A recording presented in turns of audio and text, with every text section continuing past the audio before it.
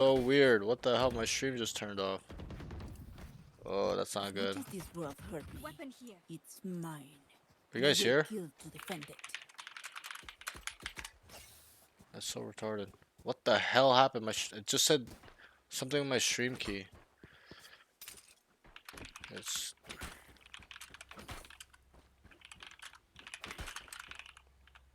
his aim is not the issue.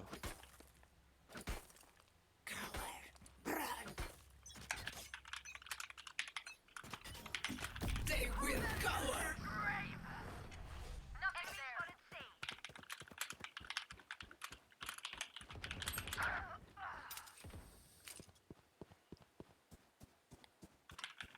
I still hit 76.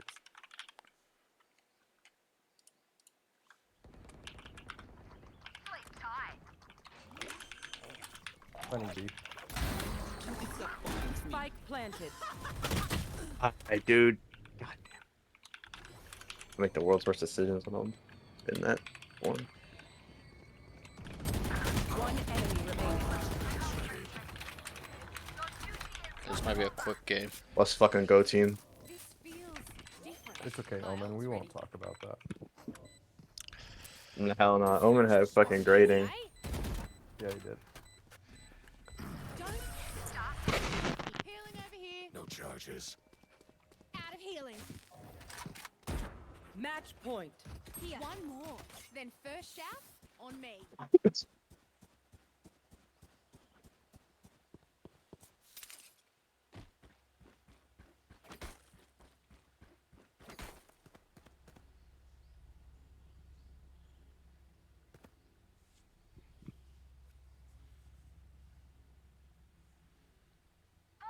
I think he does have a lot of potential to be a good player.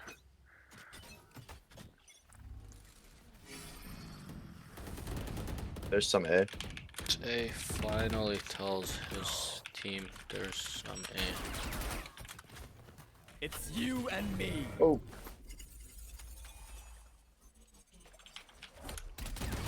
Suck. Not much you can do there. Don't matter. Team got my back. They're inside tree. Spike planted. One dead.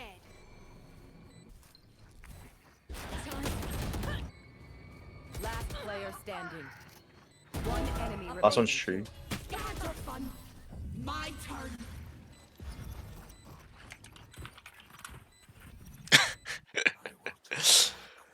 Yeah, that's a little bit of a throw. Need a drop. Thank you. Oh my god, let's go.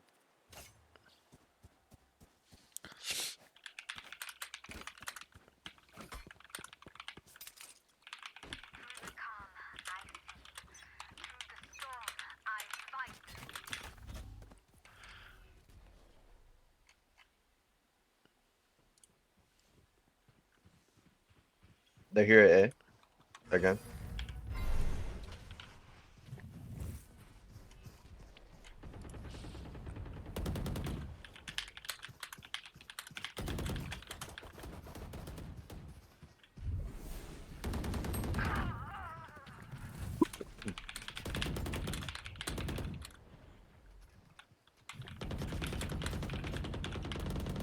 Shadows traveling.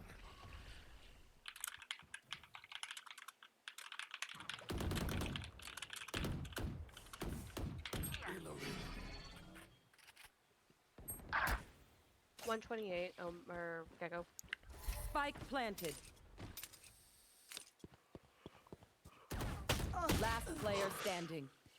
Should've seen that coming. Removed.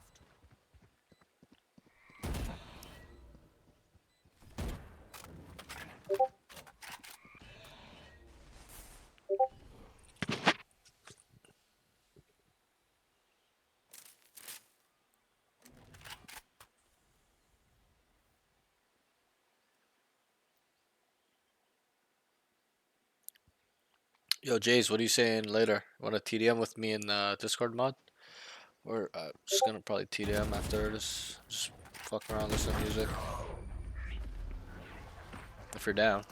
Got free room, so might message in the Make them Discord regret their too. choice of profession. That'll be jokes if we made a TDM team and just made set strats and shit, bro. That would be so joke, like a TDM comp, and we just like wall things off. And bro, that would be hilarious. And just roll TDMs, bro. That'd be hilarious. Me and Meme Boy were going off yesterday, bro. Yeah, TDM VCT, bro. Like I'm dying just thinking about that. We were going off. We're dropping like fucking 30 plus each in every TDM we played. He has really good aim. This is round 20. Starts a main. Still doing same thing. A again. Licking walls. Just AFK and tree. Ban this guy.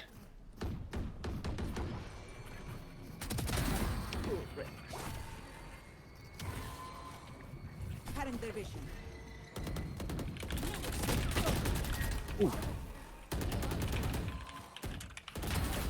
Okay, they won. Great, finally. One enemy remaining. Entry. Spike down A.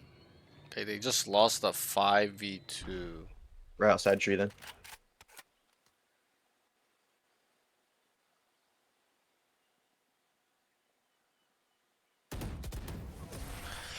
Alright, shit. GG's. Defenders GG's. Hello. Yo. Hello? Hear Yo. me? Okay.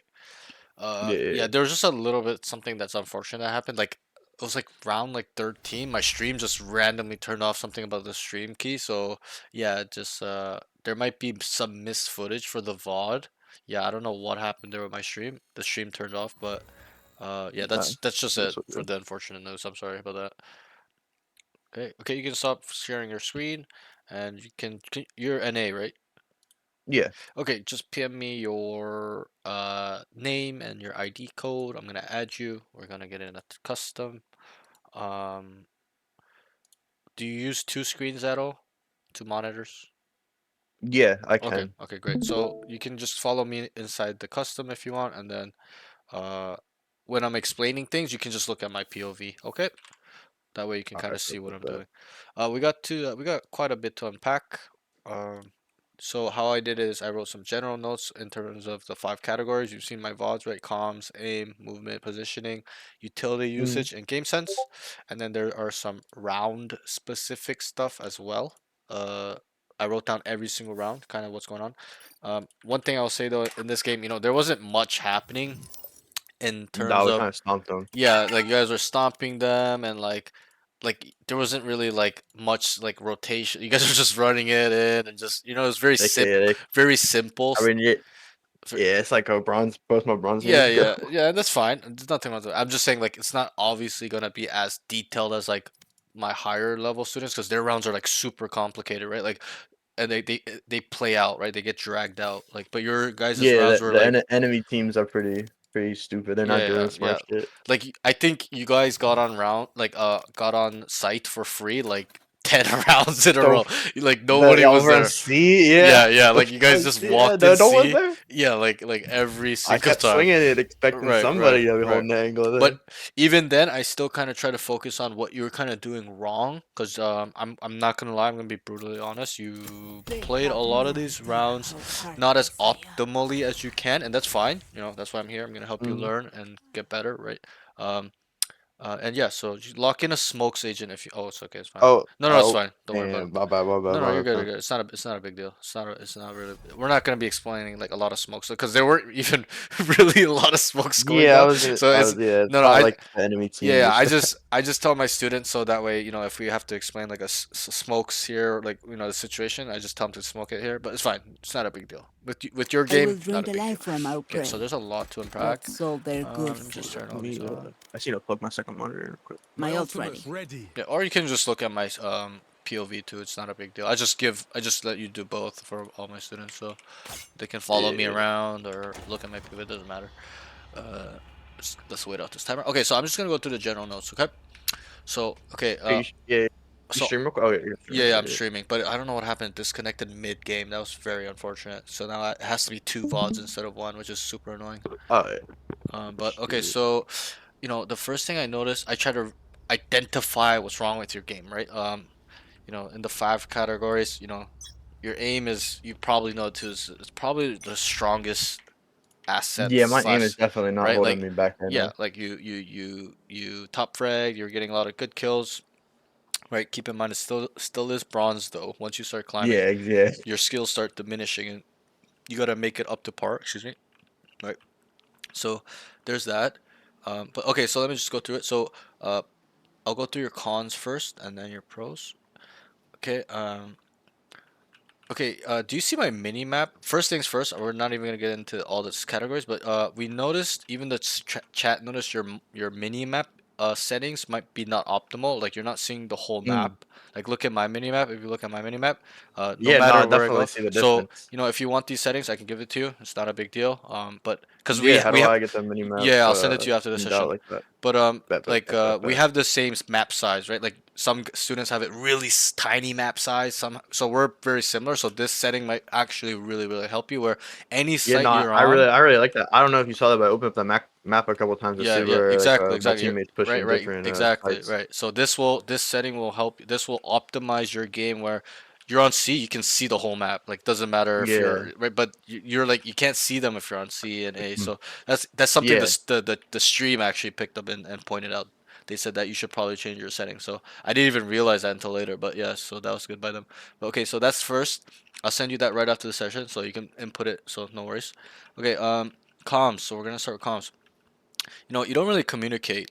You started doing Nah. it near the end of the game. Obviously, it's bronze. You had a three stack on your team, right? But um, we can't stay on the same way of thinking. I try to help, tell all my students that I'm trying to help you understand things in a high level. So, you know, we gotta prepare ourselves, because especially you want, your goal is kind of get to immortal, right? Some students it's not, but if you want to be an immortal player, we gotta communicate like an immortal player. Okay, so you weren't communicating at all. Like, near the end, it started getting pretty all right, a little bit better, but in the beginning, obviously it's dead quiet and whatnot. But this kind of leads into the next note, which is you're not leading your team. Okay, it's you gotta be a leader in this game. Do you know what the term IGL means? Yeah, I know. I'm Right? familiar with the Exactly. I'm idea. sure you played Yeah. multiple FPS games. I can tell your aim's good. You know, IGL's in-game leader, right? So to be at a high level, you can't play like this, as in never communicating, not feeding your team information, especially small information, which leads your team into understanding what the enemy is doing, right? Like, hey, there's 1A, 1B, 1C. We can identify that's a default right away as a team. If there's 3A, 1B, or like 4A, 1B, okay, we can identify they're gonna either work the site, or maybe set up a rotation, set up a rehit, or even just plain out rush. Maybe in this elo they'll just plain out rush. They won't even do it. But at the high levels, Yeah. we're already anticipating those things just off the information we're giving to each other. We feed each other that information, right? And it also kind of ties Hmm. into synergy. And another thing is, I know all these categories are separated, but I tell every single student, it's in all my VODs that I tell them, all these categories are intertwined with each other.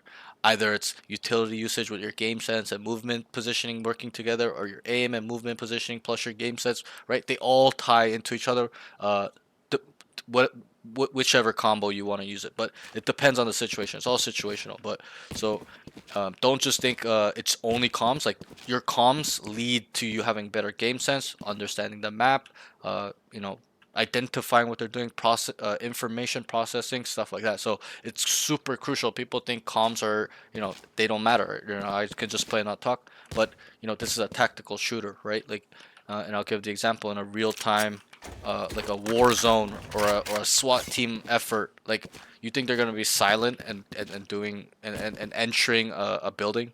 Right, they're actively And communicating with they're each other. Hey, I communicating. got your back. He's touching him. Yo, watch this corner. I'm gonna go around. Right, like stuff like that. Like, it's super tactical. Right, so that's where it comes from. It's a real time strategy. So we really need to work on our comps. Okay, I would say it's close to, if not ground level. I don't want to say ground level, because you were calming, you were communicating. That was just a pretty quiet game, just Yeah, because no, there was no one I speaking. fully understand. It's one game. I'm not gonna judge your whole game off one game, but what I'm trying to explain is that I'm trying to. If you want to be a high level, we gotta think like a high level person. So a high Mm-hmm. level person would always communicate, no matter what. If it's silent, they're gonna lead their team, and that's something I do too. The lobby's not talking, which is very rare in my elo, but they're gonna still listen even if they don't want to talk, right? You need to, Yeah. because if you're a bottom fragger type player, like always on the bottom, not getting a lot of kills, it's a different story. I'll be like, okay, maybe just listen to the higher level player, the better players, and kind of, they know what they're talking about. But you're the best player in the lobby, right? So you need to be actively leading your team, and that's what a lot of the Radiant players do. The top players, they got there because most of those low, or mid high lobbies like Ascendant, which they got through, they IGL through all those games because people just don't know what to do, and those players know that they are the best players, so they will actively lead their team to victory. Okay, so Mm. that's a little bit more something you can think about. It was getting better in the end. Obviously, it's one game. Your team was super quiet. You had a 3 stack, but still, Yeah. we That gotta. well, I mean, that's something I can admit to myself is like I don't know about comms, but leading. Like I don't IGL Right, very right, often at all. right. And but that's a I'm not saying everyone needs to be an IGL, but if you really want to climb fast, you need to be an IGL, especially in this game. You need, because that will not only help your communication skills and and and like team synergy and planning and stuff. It'll actually increase your game sense because you're actively as an IGL need to process what's going on the board. As in, like, if Mm. we're attacking and we're going A and I hear four, I'm not gonna tell my team to go into sight, right? I'm just gonna tell them to leave dipset because it's four, right? The Mm-hmm. chances of us dying is much higher versus us getting a free sight, or there's only one guy or two guys there versus three or four, right? Does that make sense? So Yeah, yeah, it yeah, absolutely. also as an IGL, it also increases your game sense because you actively need to understand what's going on, looking at the minimap. You're being fed information, you're giving information, you're collecting all the information given to you, whether it's your teammates or yourself, right? You look at the board. Hey, there's 1B, 2C, 2B, 2C, 1A. Guys, let's go A right now. It's weak. Let's go together. Regroup, right? Like, so those things kind of correlate with each other. But Mm-hmm. that's that. Just lead your team a little bit more. I know it's uncomfortable. That's probably the main thing I see in this game is people don't like to talk, right? They're shy, they're awkward, they're anti-social, whatever it may be. And I Mm-hmm. probably was like that too early on in my career, but I kind of already was good with comms because I played other games at high level, like Dota 2. I was top 500 NA for a while, 4 years, stuff like that. So I was on a team. I was semi-pro level. I was competing at local land, so I already had that concept of understanding how to communicate with your team because Dota is the same thing. It's a 5v5. It's not a tactical shooter, but it's a MOBA where there's a lot It's of more it. a The lot of comms matter even right, more right, in that because like exactly. it sets up strategy and Exactly, and long like game. positioning matters more in those type of games because it's not a shooter, right? Like you can die at any moment, and the game is flowing. Like you're constantly alive, right? These games, Yeah, it's there's not rounds. a You like get a like resets. an aim thing. Right, Like right, if your positioning and yep, strategy is like right. horrible, it doesn't matter how good you Exactly, are at and clicking something. I'm sure you played MOBA. Like if sometimes in the late game, if you die one time in the wrong area, you lose the game, especially if you're a carry or Mm-hmm. something, right? But this game is different where the rounds reset, so you're kind of disposable. But in mobile games, it's not like that. So I kind of had an understanding about those things, but still, yeah, we just kind of got to really work on that. Okay, the next thing for comms is you just need to feed information, even if it's dumb or you think it's not useful. As in, hey, bro, I'm gonna like let's say we're two here and they're not coming. At the higher levels in my lobbies, we'd be like, guy, yo, I'm gonna leave you, bro. So he doesn't need to really look at the minimap or kind of see where the support is, Yeah. right? He's gonna be here. Let's say I'm here with him, you know, we don't hear anything. I'll be like, bro, I'm gonna leave you. I think it's towards A. He's like, okay, go, go, go, go, right? Especially if he's like a sentinel, where his job is to anchor like a cipher, vice, stuff like that, deadlaw, killjoy, those type of agents. So, I would tell him, yo, I'm gonna leave. So those type of information is super important, especially and also rounds information where it's like, hey guys, I'm gonna walk down mid, right? So my team can play accordingly. I'm not telling them that so they babysit me in mid or something. I'm telling them that so they understand that there's gonna be some risk there. Sometimes in my lobby, used to be like, yo, don't do it, don't do it. And I have to respect their call too, right? But all this small information matters. So for example, like, hey, bro, I'm gonna leave you. Last Like, player there's so standing. much. Like, hey, I'm gonna go. Leave you here. Let's go here. Let's group up, guys. Like all these small. Hey, I hear one. One on B, guys. One on A. One on C. There's three here, right? Like, we need to make sure it's specific and detailed, which you do pretty well. It's not the best, but it's quite detailed. Some of my students have a problem where, they start C, right? Start of the round, and they'll hear one guy, and they're like, they're all here. They're rushing in, right? I'm like, you have to Yeah. you have to tell your team it's just one guy, or they're gonna all. If you tell them they're all there, they're all gonna run, right? It's just Mhm. it's just human psychology. They want to come help you if they're five, and especially if you're alone. So you need to be specific. If you tell them there's only one, there's gonna be some guys that sit B, re-anchor A, just gonna hold the space just in case of a lurk. Do you know what you know what lurking is, right? I Yeah. saw you do it. So you did it even on C. You kind of lurked. You wait for this guy to run off, and you lurked him. You're timing them, right? So Yeah. that Wait for your that's what timing. Wait. right, and that's why communication is so important, because in this game people lurk so heavily that you need to actively make sure you're covering all the points. Okay. So yeah, just try to feed information, even if it's small. Like, hey, I hear one, right? You were doing that Mhm. near the end. You're like, hey, I hear them A, right? But be a little bit more specific. And in this game, you can hear how many footsteps are, how many guns are being shot, right? If you are pretty good at listening, like in terms of directional audio and stuff like that. But yeah, it's just your tree a lot. You just it was a little generalized. You're like, hey, they're here, but you could have been like, hey, I hear two, I hear one, I Yeah. hear three. So that's Yeah. Yeah. that's nothing too crazy, but you kind of get my point. So okay, let's go to aim. Um, obviously I told you your aim is your best skill out of these five. So, there wasn't really much cons, but again, you have to remember, and I'm not trying to blow smoke up your ass to say by saying you have good aim, but this is bronze, right? These guys are Yeah. I mean, they're obviously, yeah. Yeah. they're They're not they're shooting back. right, Some of them don't exactly, shoot exactly. back. Like they're bots to you, right? Like, but a Yeah. lot of these Yeah. guys are like they think that's solid aim, but once you get to I'd probably give you a true skill aim of maybe mid plat to diamond in that range. I think you could bang with those guys in terms of aim only, not saying game like overall game skill, but your Yeah. a Yeah. just the aim part Well, I think is much the higher than your skill. movement Sorry. is very like the movement is very hard for me to Yeah, get yeah, used to. yeah, Like yeah, I personally think I have better yep, aim yep, like yep. on other games just Right, right. because this is the first one I played there's like movement error Yep, yep. and things like And that. also, have you played Counter Strike or no? Very sparingly, Okay, okay. like So just casually with so friends or why a not lot not any competitive. why a lot of people have problems with Valorant in terms of like actually like switching over from Counter Strike or struggling with it in general, where they're like a high rank in Counter Strike and they come to Valorant hard. It's a little bit slightly different. It's pretty similar, but it's different. In Counter Strike, you can strafe. There's something called strafing. I'm sure you heard it, where you can Mhm. 80 and shoot at people like this. But in Valorant, there's no such thing as strafing. You must be 100% still to be accurate. So there's something called dead zoning in Valorant, where you stop, shoot. You're not actively pressing strafing AD. You must press your A, let go, shoot, press your D, and let go and shoot. Where in Counter Strike, you can Mhm. just go back and forth like this with your keys, and you'll be 100% accurate still. So that's the main difference in terms of movement in Valorant versus Counter Strike, which people struggle with because everyone comes from Counter Strike or FPS and they all strafe. But you have to understand that you're never gonna be accurate like this.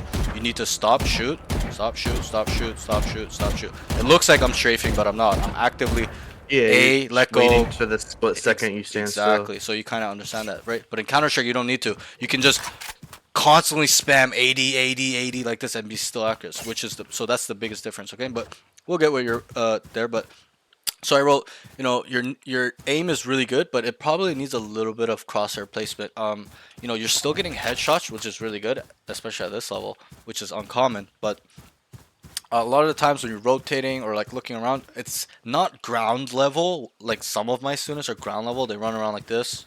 Okay, you're more in Mhm. the body neck level where it's not head, but it's not ground. So you're in between, right? Like if this was head level, you'd be kind of like here, where if you shot him, Yeah, it's not headshot. So and in this game, I absolutely feel that. yeah, and in this game, you really need to have a good crosshair placement because at the high, once you start climbing, you're gonna be starting to get instantly deleted when people peek you. Mhm. Okay, because have you heard the term peeker's advantage? Oh, absolutely. Right. You So just want to be right. swords. So I can kind of tell your FPS games if you know that. So there's I latency mean, in this game. I hit champ in Rainbow Six Siege. Sure, right. So so like, I have played in Yeah, high, but I'm sure there's high speakers elo, advantage like there high too. competitive. Yeah, I fully Yeah, understand. absolutely. It's all good. Like I'm not saying anything about that. I know you know your FPS games just by your aim. I know you can aim. If you're aiming like that in bronze, like you don't really deserve to be in bronze. I'm not saying you're an immortal player right now, but No, you're I definitely you're know I'm not a world player. I yeah, kind of suck at Valorant, but like in my I think personal you have time. potential to be as long as you and I tell all my students this, okay? All the other skill sets like game sense, overall utility usage, movement, positioning, understanding pathing, people's pathing, lurking, communication, those skills actually outweigh aim in this game, okay? They really, really do. Hmm. Like if you think I'm talking shit, I'm not. Like No, there's no, so I no, I'm not absolutely saying you believe do, but that. I'm just saying that's just kind of how I talk. But so in this game, there's so many people that are hard stuck diamond, hard stuck ascendant, hard stuck plat, where they have radiant. Okay, I shouldn't say radiant level, but immortal level lame, ascendant level, like true Yeah, ascendant, some nasty ass mortal aim, aim. not like the rank aim, but like true skill where they're consistently dropping 30 in those games, right? They have those type of aim, but they're capped because all these other skills that they're supposed to have on par. Let's say their aim is like an 8 out of 10, right? 9 out of 10. Those other skills that I mentioned are like ground level. They're like 3 out of 10, 2 out of 10. Like your aim starts diminishing at that point, right? You need to bring these skills Hmm. up to your aim where your aim starts flourishing. And I tell my students too is that all these skills need to actually be higher than your aim in my opinion, and that's why there's so many radiant players. And this is like it's true, it's objective. Like there's so many radiant players where they have dog shit aim, like diamond level true aim, ascendant level true aim, and they always bottom frag in radiant games, but they're radiant because their other skill sets are so much better, right? Their game Hmm. sense super high, they understand one agent, maybe one role, they're super good at it. The map awareness, like all these skills are like 10 out of 10, but their aims are 3 out of 10, so they can still get radiant because they're getting carried, but in a way they're still doing their role, right? They're actively feeding good information, stuff like that. So that's why I always emphasize that you need to work on everything else besides aim, especially if you already have a good baseline, and which you do. I think you have potential to climb fast in this game as long as you work on all these other categories, okay? So Hmm. that's that with your aim. So we'll move on to movement positioning. We're still in the con section. So one thing I'll say is on attack, you are baiting really, really hard. I'm gonna be honest. Like, your role is Reina. I mean, sorry, your role is a duelist. Okay, so Hmm. I know you play Reina only, but don't think of yourself as a Reina player. And you told me too. You're flexible. You want to play other roles, but right now we're focusing on your role, your entry role, your duelist role. So Hmm. you're doesn't matter if you're Raze, Jet, ISO, whatever. You're a duelist player. So as a duelist player, we must identify our role, and we'll get through all of that in the round specifics. But right now, I'm just kind of go through the general. So we'll get through that later on. But you gotta really know your role. You gotta know what you need to do, which kind of off angles I need to clear, where they're gonna be looking at me, common angles they sit, common corners they sit, on the side, off angle, stuff like that. Okay. Um, you're baiting really, really hard. Like if you watch the VOD, which I will post, you'll see, and I'll send you these notes. Okay, a Hmm. lot of the rounds, you guys are going A or C, doesn't matter. You're like behind 3 or 4 of your teammates, right? At the higher levels, it starts probably around even gold. Okay, maybe not gold, but like diamond is when people start to understand what they need to do. Um, and yeah, you just need to kind of entry a little bit more, understand your role, which is fine. You don't know, and that's why I'm here. I'm gonna teach you. I don't know why I'm lagging, but you just I will show you when we're in round specifics, but we'll get there. Okay. Hmm. Okay, so the next thing is needs to work on his pathing. So it kind of ties with entering, map knowledge, map awareness, how people like to move, game sense, intuition. It's all tied together. So a lot of the rounds, okay, even on defense, you sat tree and just AFK'd here, right? Like you'll see it in the VOD. You're just sitting here like 5, 6 rounds on defense, like just even looking at the wall, and they're not even opening the door. You don't need to stand here for you to hold this. You can literally stand here. You can stand here. You can stand over here. You can hide in tree.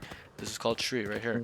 Right? Yeah, yeah, yeah. It's always default just licking the wall, just waiting for them to make this one play. But once you start getting higher and higher, this play will not work anymore. It only works because they're bronze, right? So we have to think Hmm. like that, where we can't condition ourselves, subjectively, as in, oh my god, it works all the time in my games. It's gonna work in the future? No.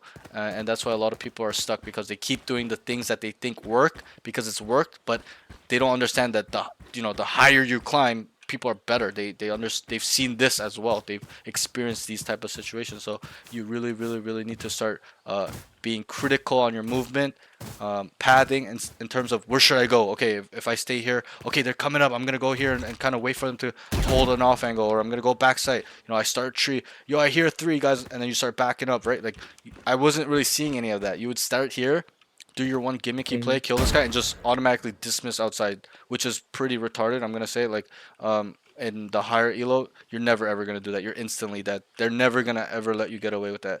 Even if you do get away with that, Absolutely. you're gonna die. So because people have really good map awareness, game says overall awareness in terms of sound, stuff like that. And they're just more focused. Obviously it's a bronze lobby. These guys were not locked in. They're like you got away with this play 5 times. If I was on this team, I would have been like, yo, he's gonna do it again, and I would tell my team Yeah. to just wait here. Absolutely. I'd be like, yo, 3 Absolutely, guys yeah. wait here and open this door, and then you just come out, we just murder you, right? Like I would have done that on the second round, right? So like Absolutely, it's a yeah. little bit of a, and you're a high level Rainbow Six Siege player, so that's the game, right? Rainbow Six. So Mhm. you kind of understand tendencies. If you're a high level player in a game, you got there for a reason. You understand how people think, how they play, how they play the map, how they like to rotate, right? Stuff like you understand these concepts, right? Which is good. So that's I wouldn't consider you a bronze player, right? But obviously you're in bronze. But this is a much different game. Yeah. I had another guy that said he was like a high level player in COD, and and that was holding him back. His ego a little bit. He's like, I deserve to be a high level player in Valorant, but that makes him check out, and because he was like, anyways, that's not too important. But yes, but that's another story. And I don't see that in you where you're like, I deserve it. So you want to actively improve and stuff because you understand what it is to be high level, and I do too. I was pro in a couple games myself, so. Yeah, it's always learning. Right, There's exactly. always Right, so stuff to improve. when you say that to me, I can kind of see that you have a lot of potential because most of my students don't even know like they know what improving is, but they don't actively apply it to themselves. They don't take accountability, right? But I can talking with you, I can tell you're a smart kid, so you have a lot of potential. Okay. So next thing is he's solo playing a lot. Kind of ties in with needs to know work on padding and bait, like not baiting and understanding Mhm. your role and getting on site first. Okay, I explain it to all my students like this. Think about an arrow, right? There's the point, like the arrow head, and then there's a stick that holds it, and then there's feathers on the end, right? The feathers help the trajectory, Yep. make it go faster, Stabilize it. stabilize, distance, whatever it may be, right? And the stick kind of Mhm. puts those together where it helps movement in towards the air, stuff like that. So think about it like this: you're a duelist player. Your role is an entry. You are the point. You're the arrowhead. Okay. Other roles might be the feather and the stick, like the smokes and stuff like that, but or the Mhm. initiators. You're the point. You're the thing that goes into the wood if you're shooting at a target practice, or into the person if you're shooting at a person. Right. You are the first one to go on site, clear these corners to make sure it is safe for your team. You are the one to do it, and this is a role that a lot of people think it's a selfish role, but I explain to all my students this is a selfless role. Why? Because you're the first one to go in. You're likely to die a lot, and you must clear these corners no matter what the situation is to make sure to ensure the site is clear for your team to set them up for success. That's why it is a selfless role. People think it's a selfish role, as in, oh, I can just solo lurk on Reyna and go kill people and just get my kills up. No, this is not how this role plays. Maybe it plays like that in the lower ranks because people are bad. But once you hit Diamond, Ascendant, it changes. Things changes real Mhm. fast. Okay, so understand that you're the point of the attack. You must lead these guys, and it kind of leads with your comes in with your comms. You know, obviously traditionally in Valorant, the IGL and pro games and or like team setting, the IGL is more of the controller, like the smokes player or the sentinel player, because they have more downtime, right? They're kind of sitting doing You have more nothing. knowledge what's They're going on. not knowledge, but it's just more so that they're sitting around, like they're gonna be in their Mhm. smoke, ready to like not smoking it, but they're in their utility. They're looking at the map, right? The duelist has to actively clear corners, have his gun out at all times because he has to be ready to take a fight, right? So that's why traditionally in Valorant, the IGL is usually the Sentinel or the controller because they're sitting around more, right? They don't need to do what you're doing, right? They're not gonna be in front of you because their utility is so important. They need to stay up. If the smokes players die, you can't take sight. It's super hard. You can't smoke this off. You can't smoke heaven off. You can't smoke drop off, right? You can't even smoke tree off if you know they're there, right? If your smoke player dies, that's why they stay alive and stay behind the entry because they're important. They're too important. The duelist role is disposable. If you die, the round doesn't really change, and you'll see that in pro play as well. When the duelist dies, it Mhm. doesn't really mean anything. Obviously, you want him up because he has got sick aim, but it doesn't mean anything, especially at the higher levels. If a smokes player dies, it's super big, especially if it's not a clove, because then you can't smoke when she's dead. Stuff like that. You can't cut parts of the maps up, like, especially if it's like a viper or something like that.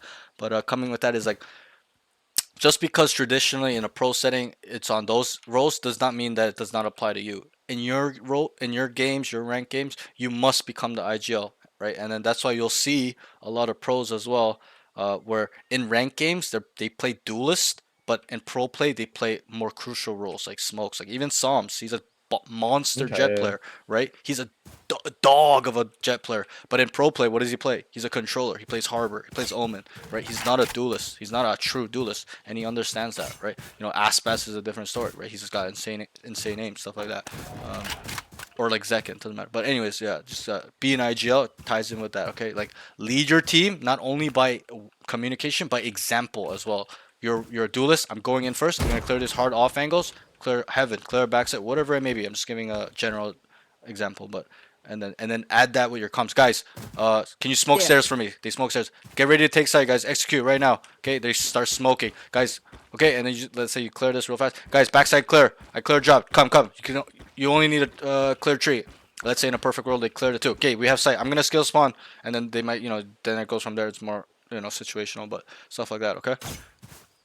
Um, so the next thing is, standing in the open a lot. You're taking your, I told this to another of my plat student. He actually had true immortal level aim, but he's a plat player, and he was relying on his aim too much. Every other category was ground level. Okay, was on the bottom floor. Like he didn't even know what entering was, and he's plat. Like you kind of know what it is still, but like he would just dash inside on jet and just sit here after he dashes like this, right? Like you kind of see what's wrong with that, right?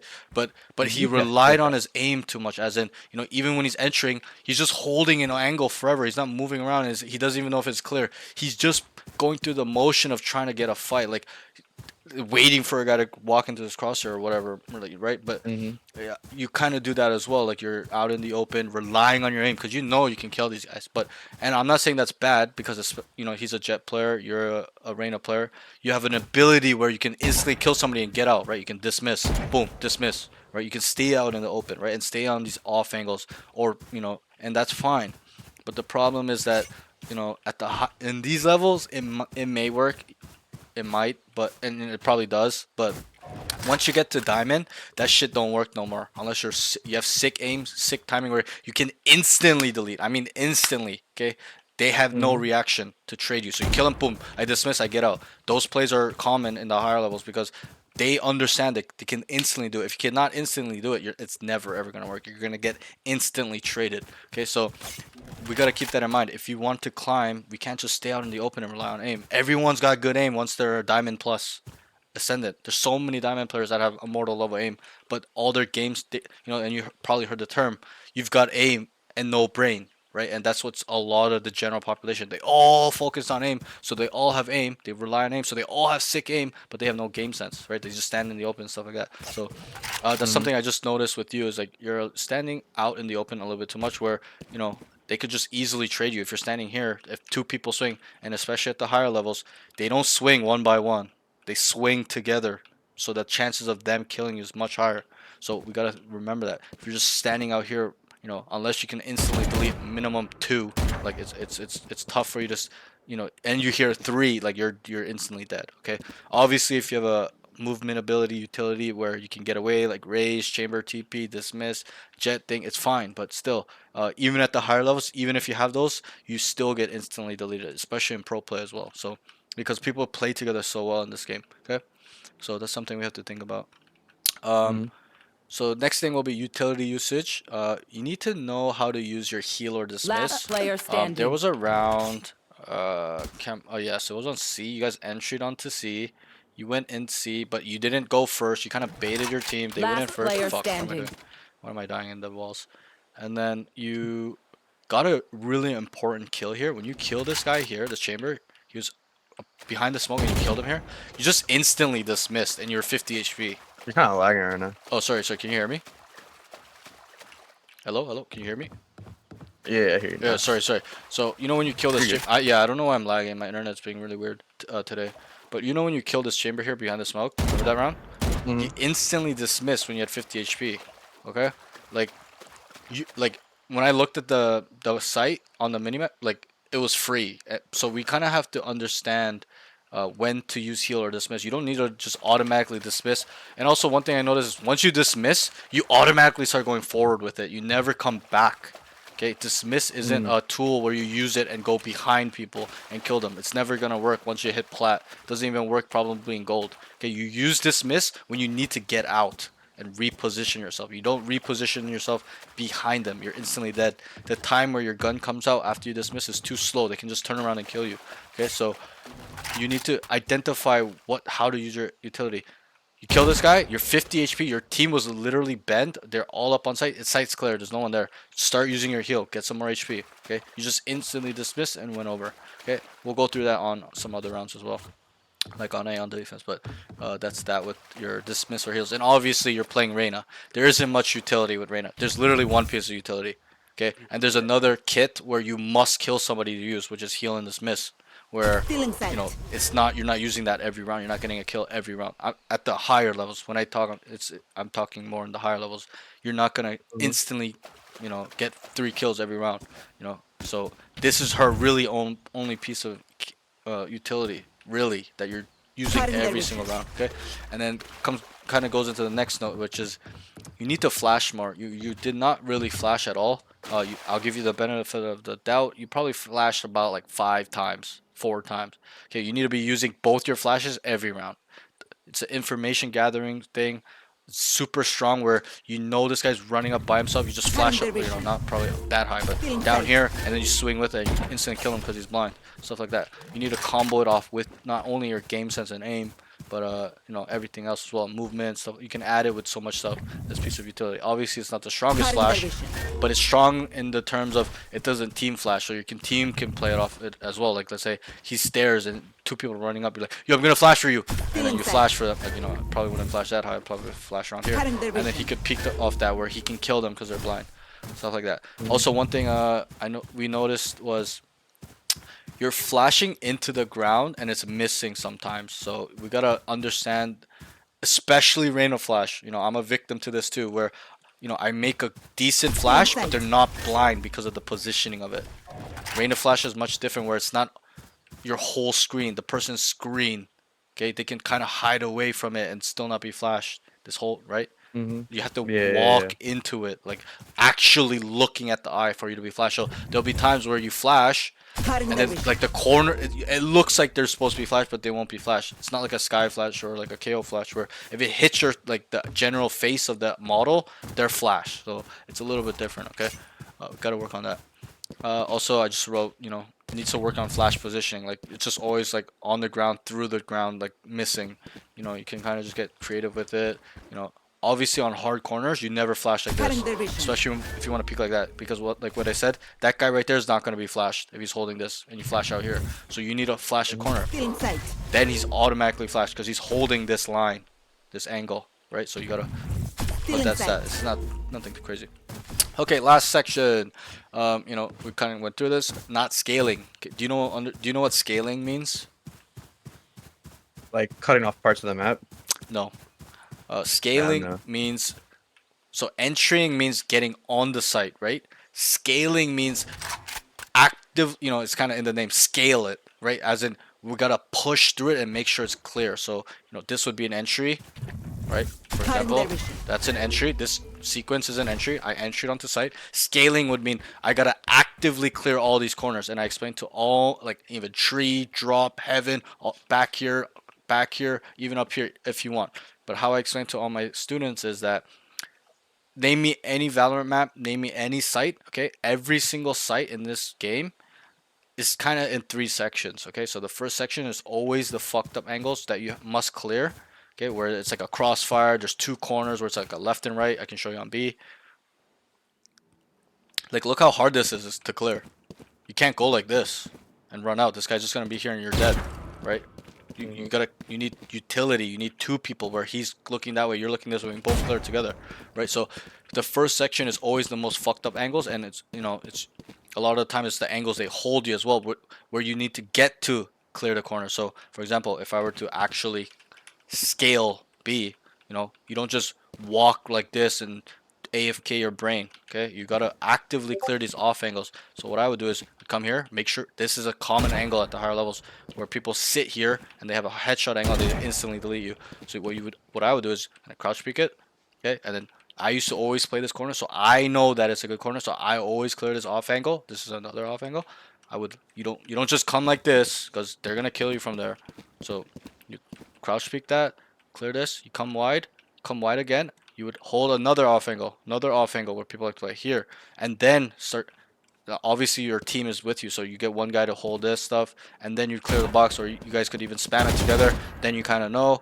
Then one guy would hold this. Then you start looking here to scale this, right? And then you guys would actively clear the first section, right? So obviously, this isn't the first section of the site, but it's a part of the first section in the way in the specific site. All sites are different, right? But generally, there's always a first, second, and then third section. Okay, so I'll show you on A. So the first section is on A is really, you know, tree, making sure this is clear, right? They would open door. Everyone spams this tree because back in the day when this map first came out, everyone sat here. So people understand, just spam this together and the guy's dead. You know, one guy would hold. It's a perfect world. My team's behind me. One guy would hold this or smoke it off, right? I would make sure no one's on this box when I come out because that's another off angle, or smoke, right? This is smoke. They would smoke heaven. We would actively clear all these, like, you know, this, even parts here. So once we get up to here, we've cleared the first section of A. If we get up to here and up to here, sorry, I'm lagging. I don't know why. Right here. This is the first section. We've gotten through the first section. The second section of a site is close to or leading up to back site. You know what back site is, right? Yeah, the back of the site. Exactly. I'm just asking just to see if you know. And it's back site. So these areas, like here, right here, is close to / leading up to back site. It's not on the. These aren't really the first sections of the map, in terms of like this line, if for this site, right? So we would, once we clear all the first section, like up here, you know, even maybe stairs, probably not. I consider this the third section. You know, this map's a little bit of a bad example, but if you go to any other map, or other sites, you know, it's kind of easier to explain. This map is harder because just the layout is more funky. Some maps are like that, some maps aren't. But so then we would go to the second section, which is here. You know, up here, these off angles. You know, drop as well. I would kind of consider second section / third section. You know, once this is clear, once, you know, I explain to my students, once the first section and the second section is clear, you can understand that the site is free. There's nobody there.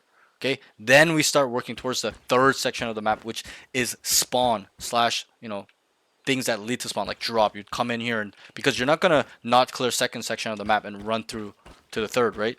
Like, you can kind of say what's wrong with this. If a guy's sitting here, you're dead. So that's why we always clear the first sections, right? Like here, we clear this, kind of going through the motion, clearing it, and then we know automatically, guys, site safe, we got it. And then you guys would start clearing the third section, which is spawn, and or start scaling. So you can scale into it, as in you scaled the first and second section, we can go and scale the third. Scaling means moving forward, right? Progressing. So that's kind of what it is, scaling. So you kind of need to work on this a lot, okay? Because it's not as important as a controller or sentinel player, but this is like a basic fundamental mechanic of a duelist's role. His role is to not only get on site / help his team get on site, but it's actually to scale, actively clear these corners. You know, play these off angles right here. Boom, guys, I scaled backside. It's clear. Now I'm gonna scale heaven, right?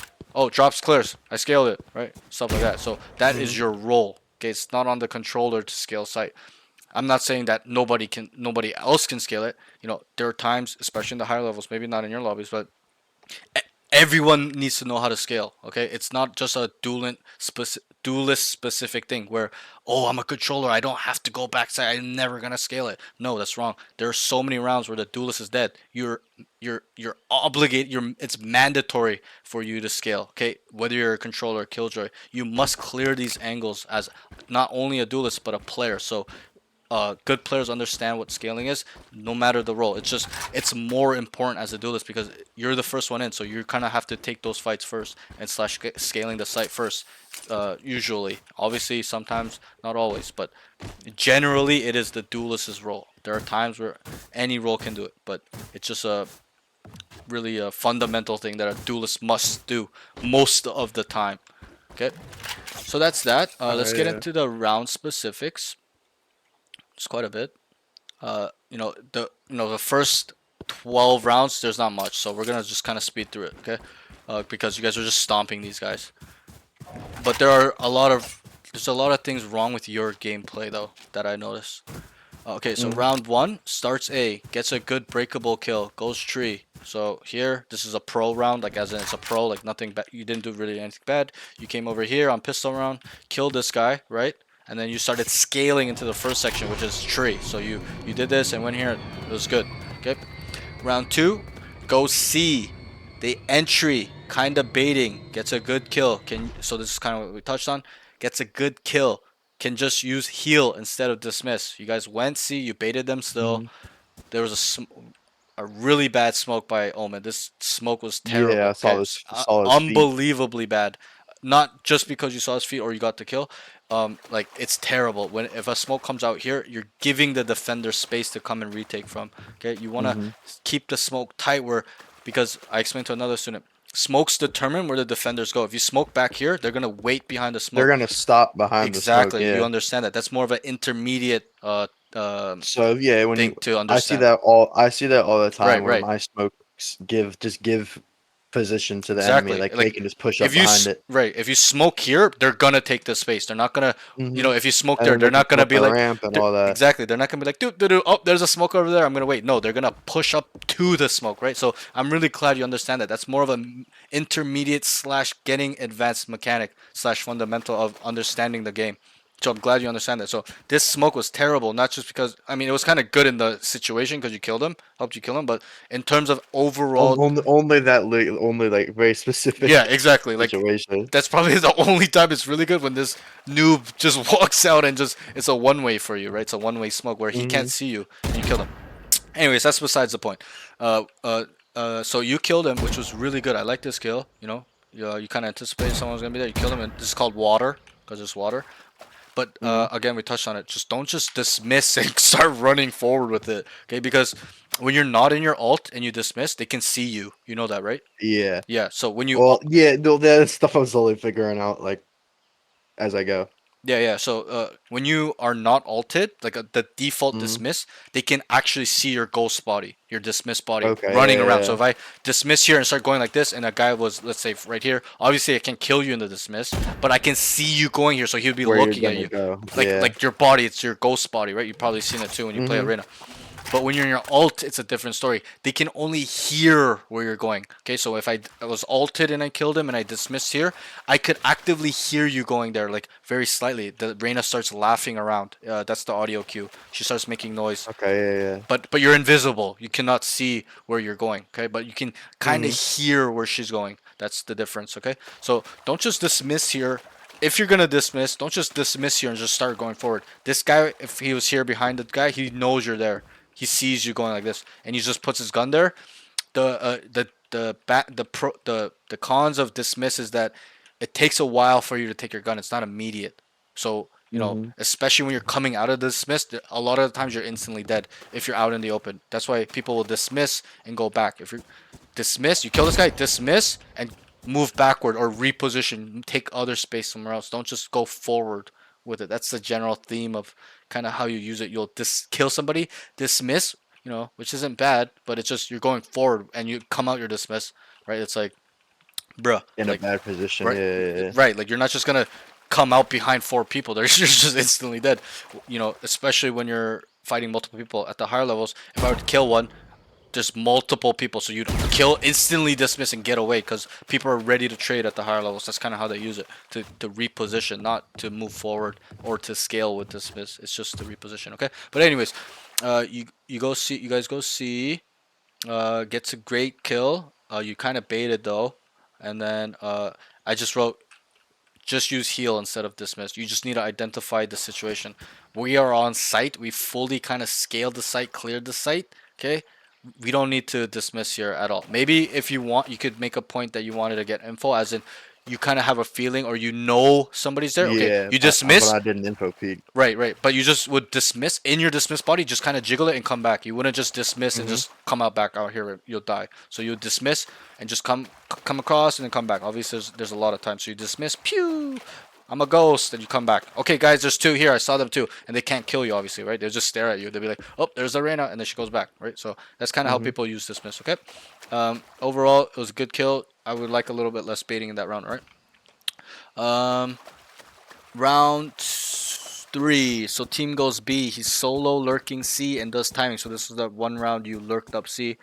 This was also kind of a pro round, as in there wasn't too much you did wrong. So team goes B. He's solo lurking C and does timing and pushes C link and kills Reyna. Remember this kill where you kind of walked up on it? You Yeah. heard him running from here, right? You're very good directional audio. You're a Rainbow Six Siege player. You know, I understand there's a lot of audio cues in that game, right? You got to really hear where they are. So you kind of heard him running off, which is great. This is a high level way of hearing. And you're like, great, I'm behind him. I'm gonna kill him, right? You're like, I got him. And then he had his back towards you, so you timing them. This is called a timing / lurking. So you timing his ass where you're behind him. Right? You got his ass. One Yep. problem I have here is you kill the Reyna and you instantly start running. Okay, when he dies here, okay, I'm gonna speak generally. Generally, when a player dies here, maybe not in your levels, but at the higher levels, generally when he dies here to you, what is he saying to his team? One behind me. He'll just be like one Well, I link, would right? He'll be like We're call. Yeah, he probably make the call where they are. where you are, because he's Yeah. the one that got killed by you. So his job is to inform his team that, hey, there's one here. It's a dangerous position where you can do more damage, right? So at the higher levels, people that die will actively tell them where the person that killed them from is, so that way his team knows, right? If he didn't tell them, the team would just be lost. They wouldn't even know you're here. But at the higher levels, once this guy dies here, he'd be like, Reyna C link, oh my god, or whatever, right? So, but you just start running, right? So at the higher levels, they would be ready for you already. You're instantly deleted, okay? You Yeah. need to just be patient because of the situation. And this is a little bit of information processing, game sense, map knowledge, understanding kind of the game. Like you guys had the bomb down, you don't need, and you had man advantage, as in it was a 3v2, right? At the higher levels, man advantage is not as important because one guy can kill 3 people very easily, especially in these crazy scenarios. But in these levels, it's important because it'll help you win the rounds, and winning rounds is winning games. Winning games is climbing. Okay, so just be patient. Once you kill him here, just wait, just talk, just make sure nobody is gonna come and try to kill you or trade you because they know you're here. Be patient. They would just walk out or something. At these levels, they'll probably just walk out, look for you like this, and you're just sitting here killing. But you died, right? Remember, you died. You got Yeah, I think, instantly traded. yeah, they swung me. Right, and it doesn't matter. I'm not thinking about the result as like that doesn't matter. The point is that you need to be patient here because we need to think on a higher level. A higher level players would automatically, they don't even need to look your way. Let's say they're not in a position to instantly trade you. What the fuck's going on? They would literally automatically know. Like they would take this. Wait, what's going on in my game? Okay, they would automatically know. Like once his teammate dies there, and he's like, "Yo, one ceiling." He take this too, and he'd kind of come back later to it because he knows you're there, or even predict that you're gonna come through link back to spawn. So he's like, "Oh, he was there. He might come behind me." Stuff like that because of off that information. And this kind of goes in communication. That's why this small information is so big. If he was not told the Reyna was there, he wouldn't probably try to look back behind or whatever. But he's like, "Oh fuck, he might have another timing. He might have 2 timings where he's gonna come behind me. So I'm gonna check. Okay, he's not there. Okay, he's gonna be more likely over here. Stuff like that. Okay." So just be more patient with it. I love the thought process. You timing his ass. You got him. right? You got him with his pants down, but be patient because the higher you climb, you're gonna get instantly traded. And slash, they know where you are. You could even reposition yourself. Kill him, kill him here. Instantly start walking spawn. Don't run. Just reposition. Oh, and think about it on the defender standpoint. They'll be like, guys, like let's say you're the last one alive in a 1v2 situation, right? They'll be like, guys, he's C-Link, he's over here. But then you took that second timing because you know that they're gonna think you're here. So you kill him, you instantly start walking, and then you're behind this guy. You kill him, make it a 1v1, whatever it may be. But it's a little bit situation, but you kind of get what I'm trying to say, right? You can get creative with it. You don't have to just kill this guy instantly, start running out. Boop, boop, boop, boop. Okay, it's different story if let's say the bomb was ready to explode, like it's about to explode, and he got on the bomb and he had enough time to defuse. You would just start running to kill him. Right? I don't know why I'm lagging. I'm so sorry. But You're good. I don't. Let me just turn off my Steam. Is it my Steam? Maybe it's this stuff. Okay, but yeah, like if it's a little bit situational, but understand that a bomb takes 45 seconds to explode once you get it down, and it takes 7 seconds to defuse a bomb. Okay, and there's indicators on a bomb. There's a first light ring that shoots out a wave of light. Okay, and then there's the second one, and then there's a third one. The third wave of light that comes out of where it ticks off the bomb, the light signal, that is the indicator of your last chance to defuse the bomb. So if that has already gone, you cannot defuse the bomb anymore. You won't be able to. But if you defuse before that third tick, you will defuse the bomb, unless you get killed, right? But yeah. So just keep that in mind. 45 seconds to defuse a bomb. 7 seconds to defuse. There's 3 light signals that come from a bomb when it's ticking down. If you've passed that third ticking light, you cannot win the round anymore. You do not have enough time to defuse. Okay, so that's just a little tip there. Okay, so round 4, they start A, flashes in tree, flashes again for sight. Needs to tell team 1 backside, baiting hard inside tree, needs to scale, gets 2 good kills, doesn't need to dismiss backside. So I remember this round, you'll see it in the VOD too. You guys went A, you're baiting super hard, like your team's running up, and then you just go through tree. Boom, boom, boom.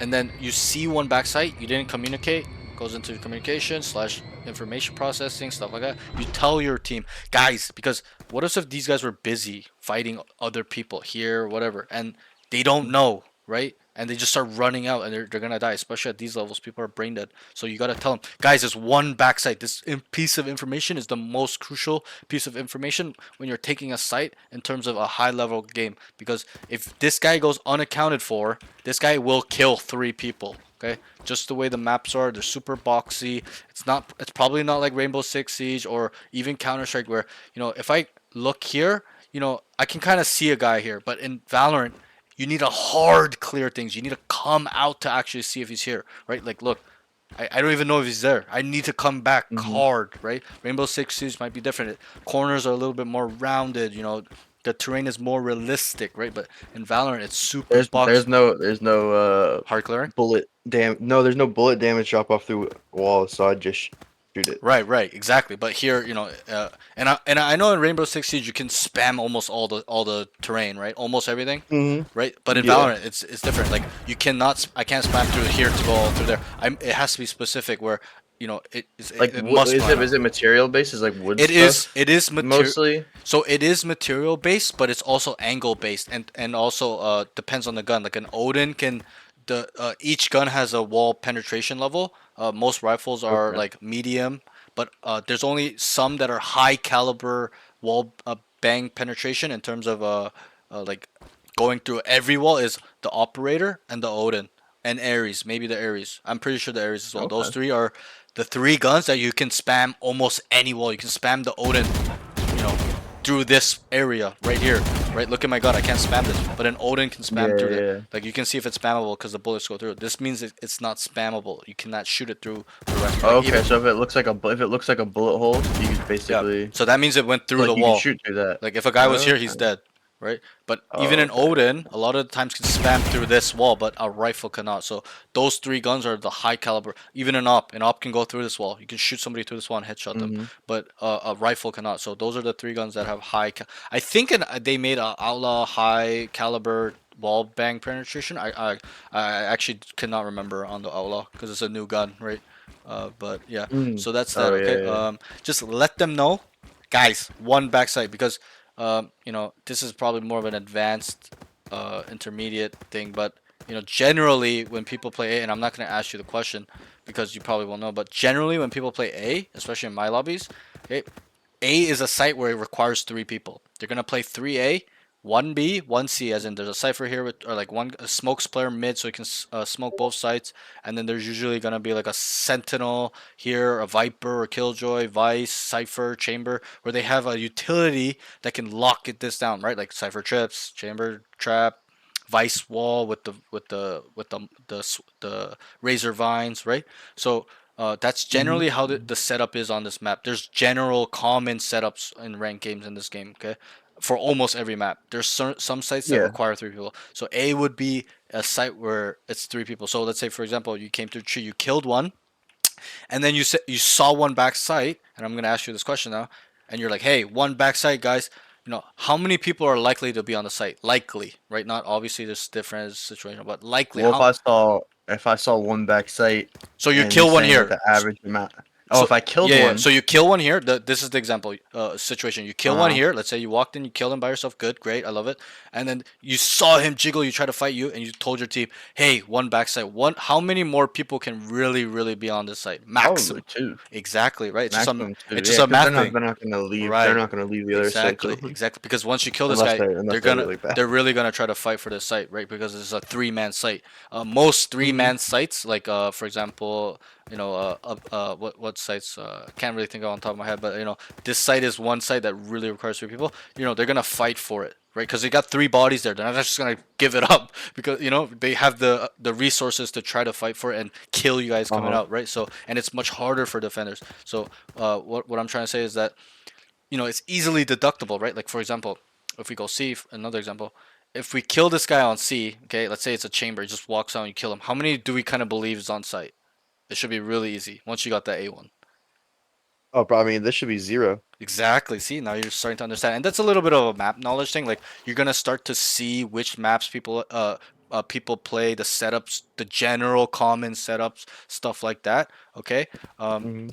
You'll understand that through time, playing a lot, experiencing these experiences. But so that's why it's important, because if we did not know he's there, okay, we automatically need to know that there's 2, but we don't know where they are, right? But if we know he's there, okay, there's one there, and maybe there could be one drop, and heaven, right? Now let's say we know where both of them are. This guy from heaven peeked this guy, your teammate coming out from there, and then you say one backside, and then your teammate goes one heaven. Where do we know where they are? It's like map hacking. We exactly know where they are. There's only gonna be 2 guys max, one guy here and one guy here. Now we can play accordingly, where we don't have to clear this, clear here. We just know where they are and know how to play accordingly. And that's kind of why the communications is really important.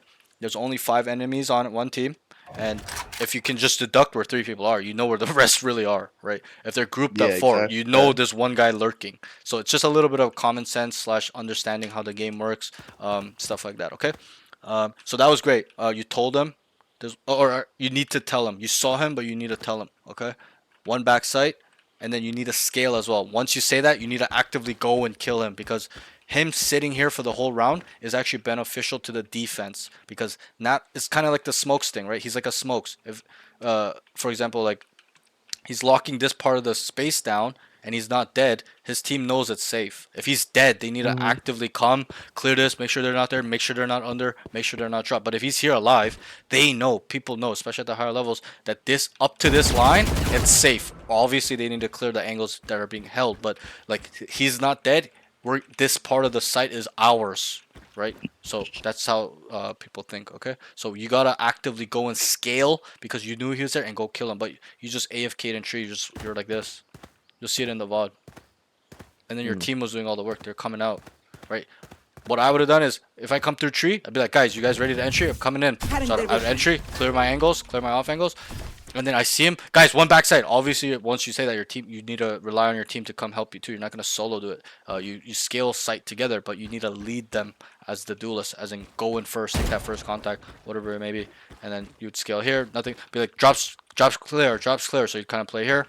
And then, you have the third section of the map. You pretty much have, the retake. You know what retaking is?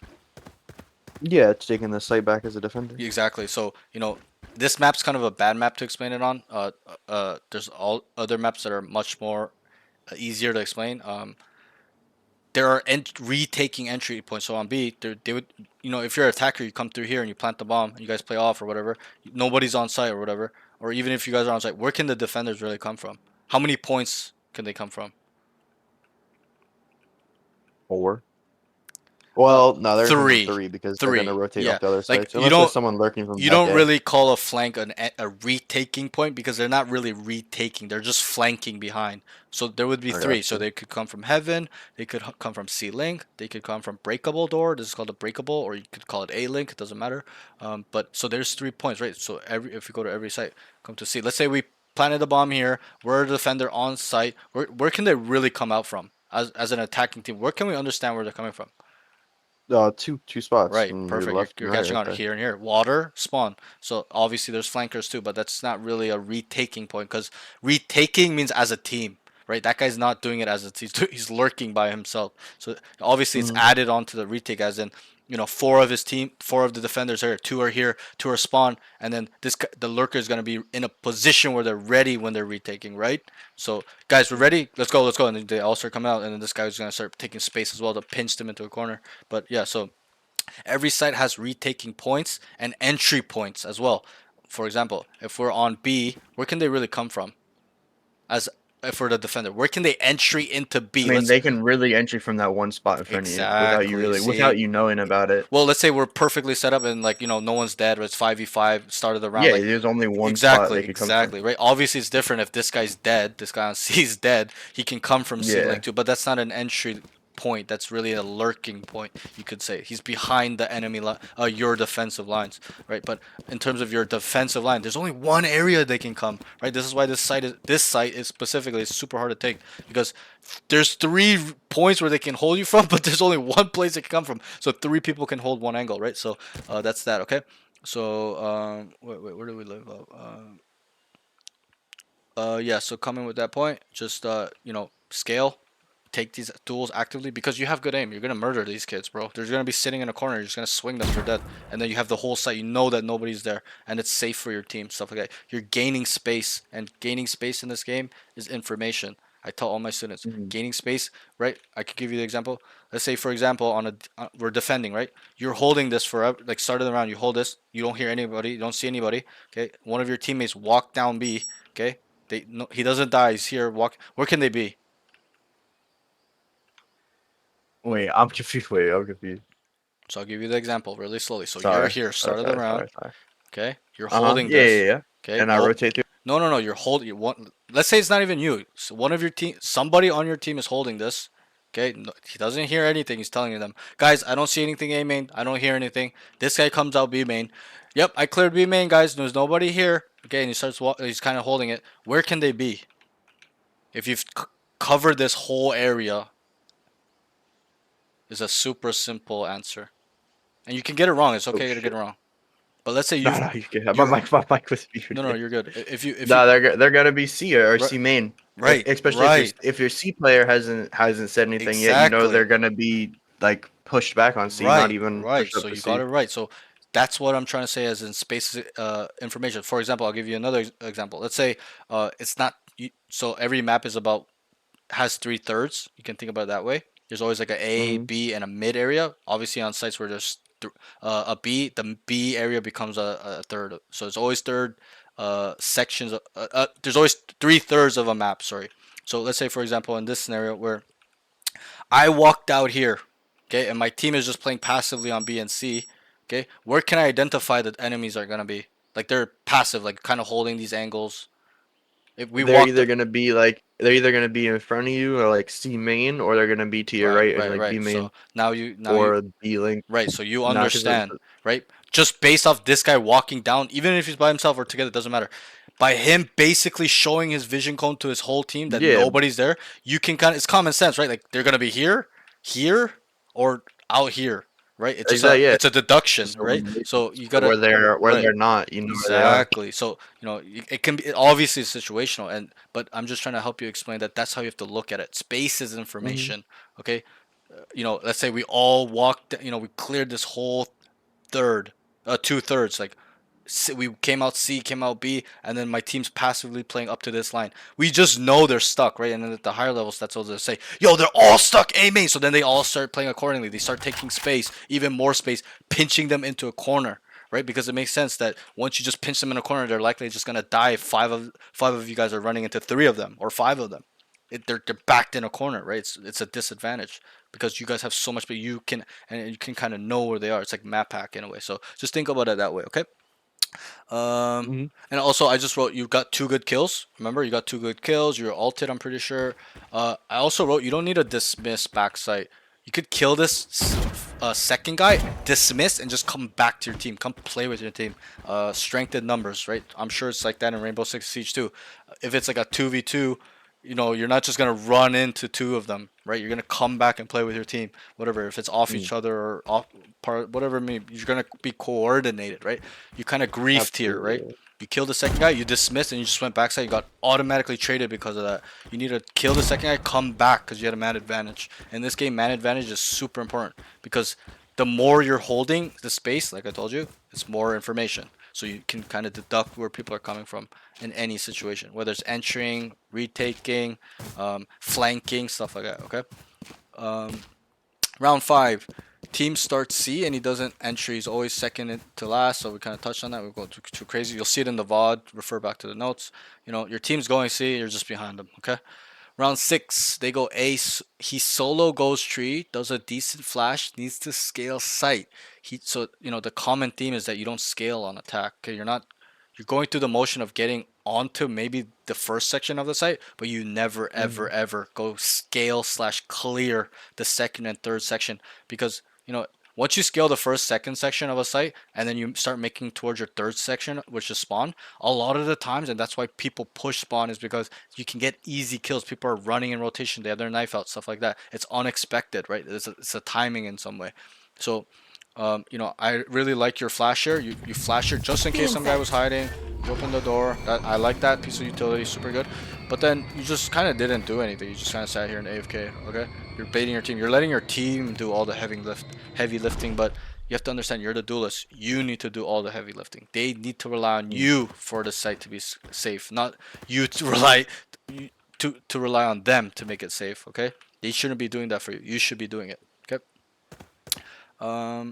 So, yeah, and then you'll see it in the VOD. You just sat here forever. You just like, doop, doop, doop. That's what I wrote in the notes. Round 7, not playing with team. Kind of ties into that thing too. You're always kind of by yourself. I didn't specifically write what happened. You can kind of go back to the VOD and refer to it. Round 8, they go C.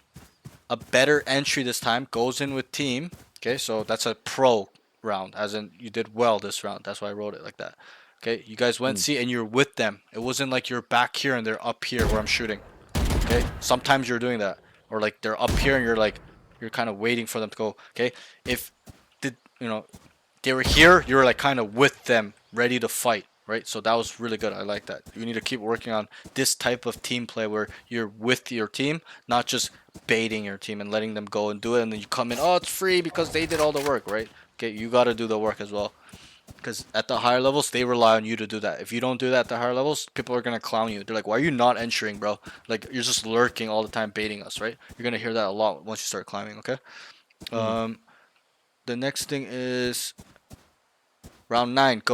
Goes A. He's still sitting tree, not scaling. So, like, you're going to see the VOD. It's almost all the same thing. Like, this common theme is just, you kind of predetermined you want to go here, but then you go blank. You know, and this is super common. Watch the VOD with Simba, Ascendant 2 player that wants to go pro. You know, he's a Jet main Duelist player. You probably saw the one with the Immortal 1 guy. Bro, they have the same problem as you, and they're much higher level, right? That shows how people don't understand this concept. Like, I can't even fathom that a Immortal 1 doesn't know how to scale a site. It's actually quite silly. And I tell all my students, there's a certain standard you must meet if you want to climb. If you're an Immortal 1 player, you don't know how to entry. Like, bro, you do not belong in Immortal, right? Okay, so you need to really get a grasp. The common theme is you just sit AFK. Like, you're not doing anything. You're not doing any production. Okay, does an NBA player just sit, you know, just on defense, just let the enemy team pass by him? Probably not. He's gonna play defense. He's gonna put in some work. He's gonna try to at least try to block a shot. put his hands up. At least you're gonna just stand there with your hands down while the guy's coming up for a layup.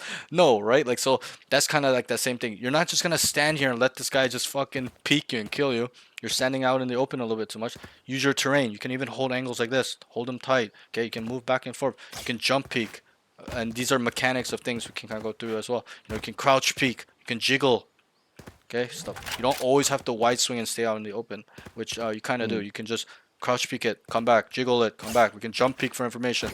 We're not taking this peek. This mechanic is a jump is a peek where you don't take a fight. It's specifically designed for you not to take a fight. It's just to gain information, and they have a harder time to kill you because their crosshair placement's head level, but when you're jumping, your head's not there, so they shoot you in the body. You don't die. Okay, so yeah, just a very common thing is you're just baiting and just sitting around.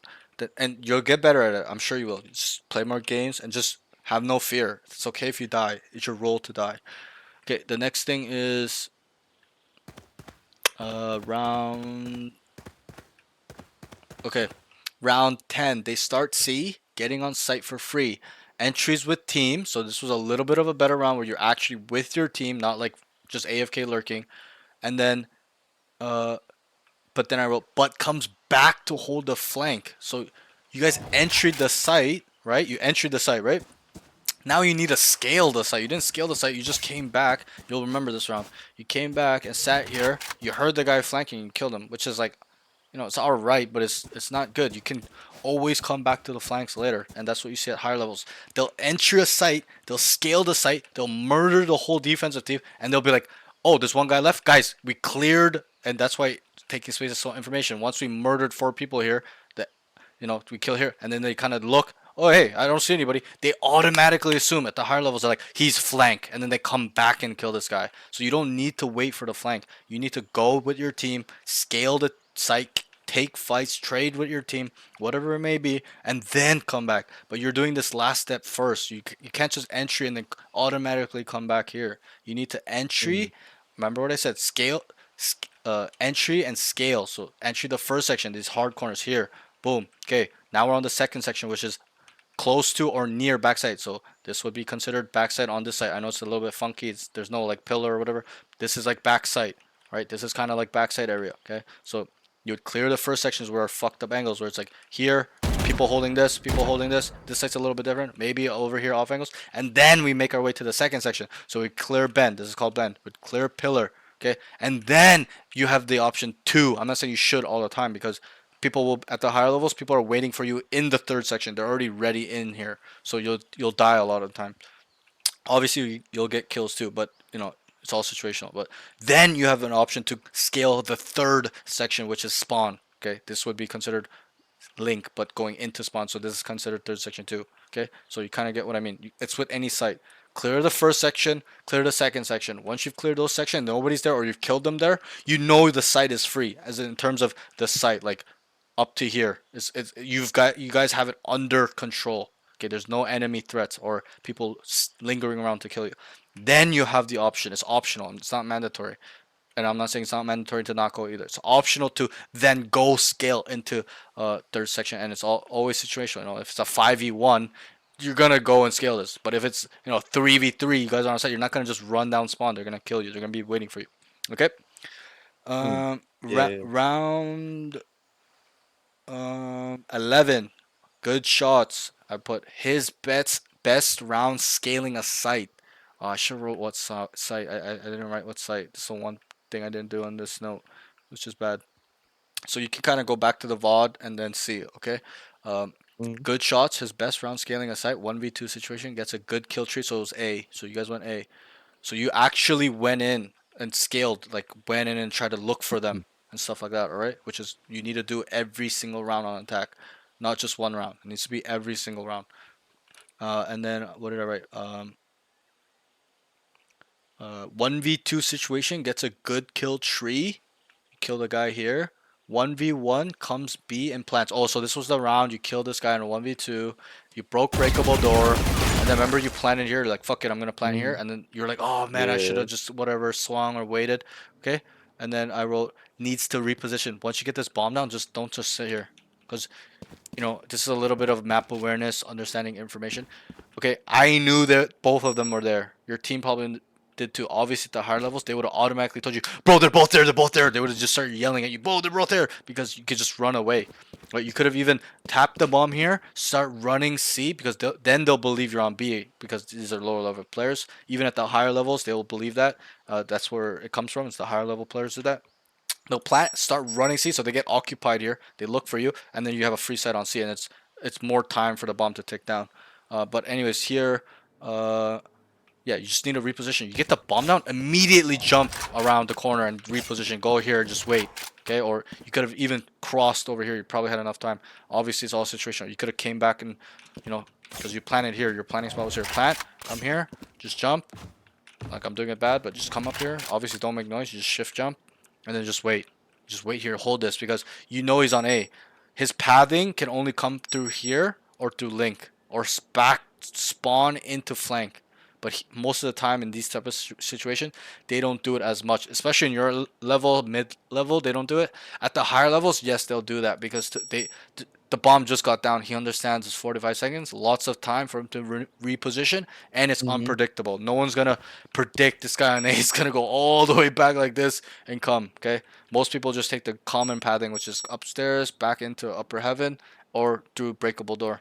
So you could just reposition, and most of the time people don't just shift walk out. He's gonna be running, okay? Because he was chasing you. Look at my vision cones. You know what vision cones are, right? Sorry. Yeah. Audio radius, right? Right. Look at the radius. He can hear. You can hear him running, chasing you. So, and you did. I'm pretty sure it's in the VOD. But what you hear him, you just start instantly peeking. Yeah, I did hear him over there. Yeah, exactly. You heard him. So, you can use that to your advantage. He's not gonna shift walk out where you don't know. Okay. Okay, I hear him running breakable. Okay, I'm gonna get ready to pick him. And you just kill him like very unexpectedly. That's how you kill a lot of people. Okay, round 12 gets a nice 3K, showing pretty good aim for his elo. It's just general pro note. Nothing really went on there. You got a nice 3K. Died. So round 13. This is on defense. Died in tree. 2 pushed. Had off angle. Needs to reposition.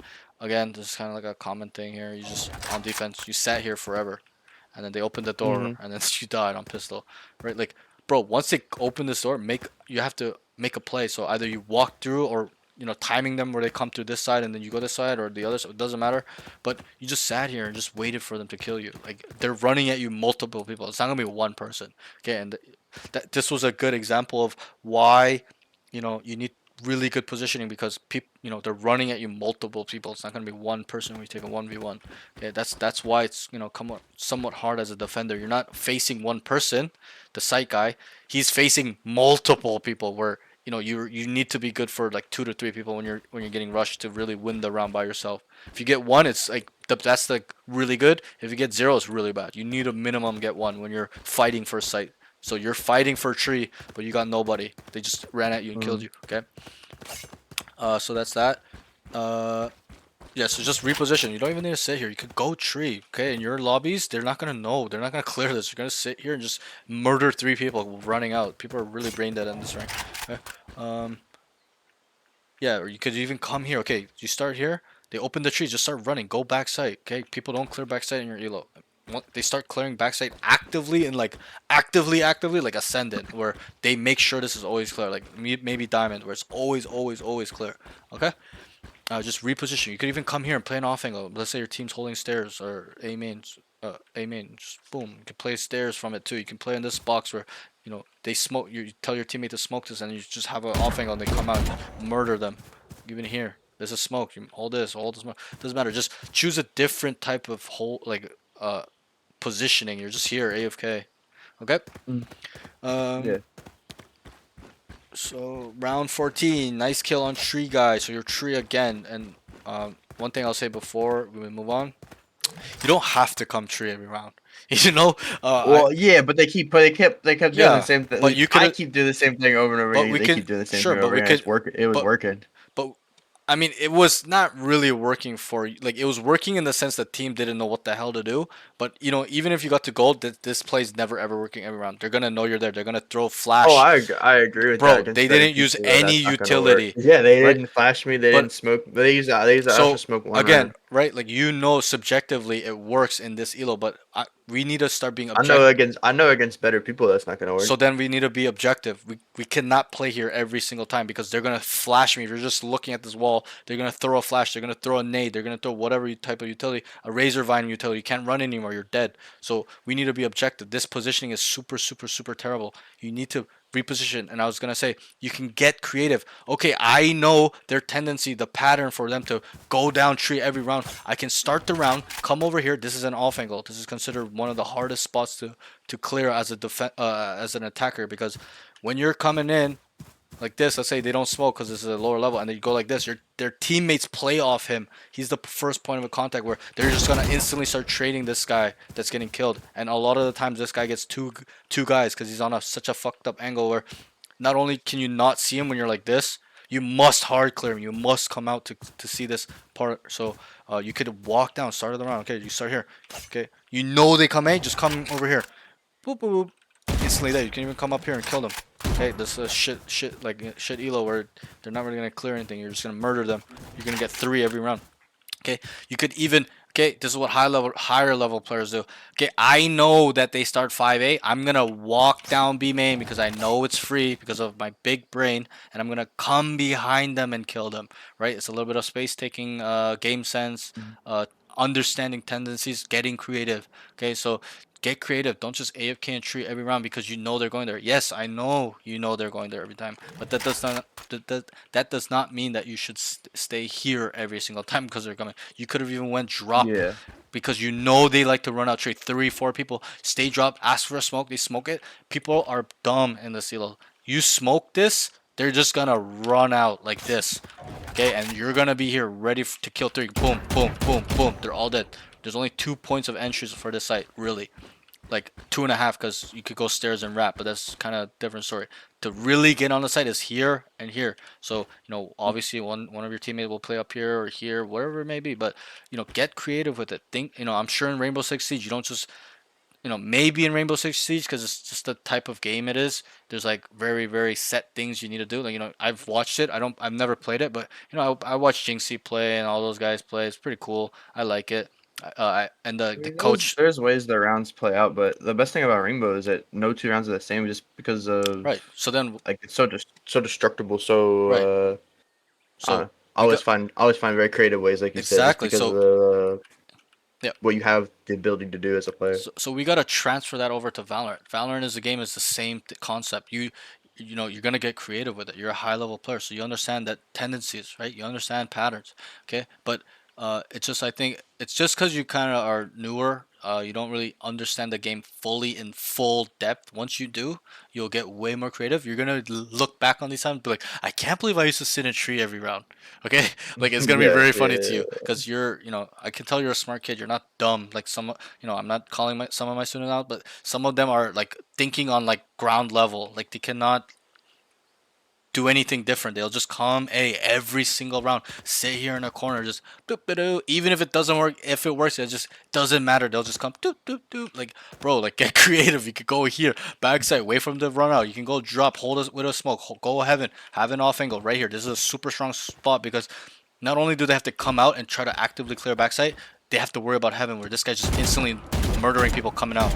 Right, it's drop as well. Okay, we can go to any site, doesn't matter.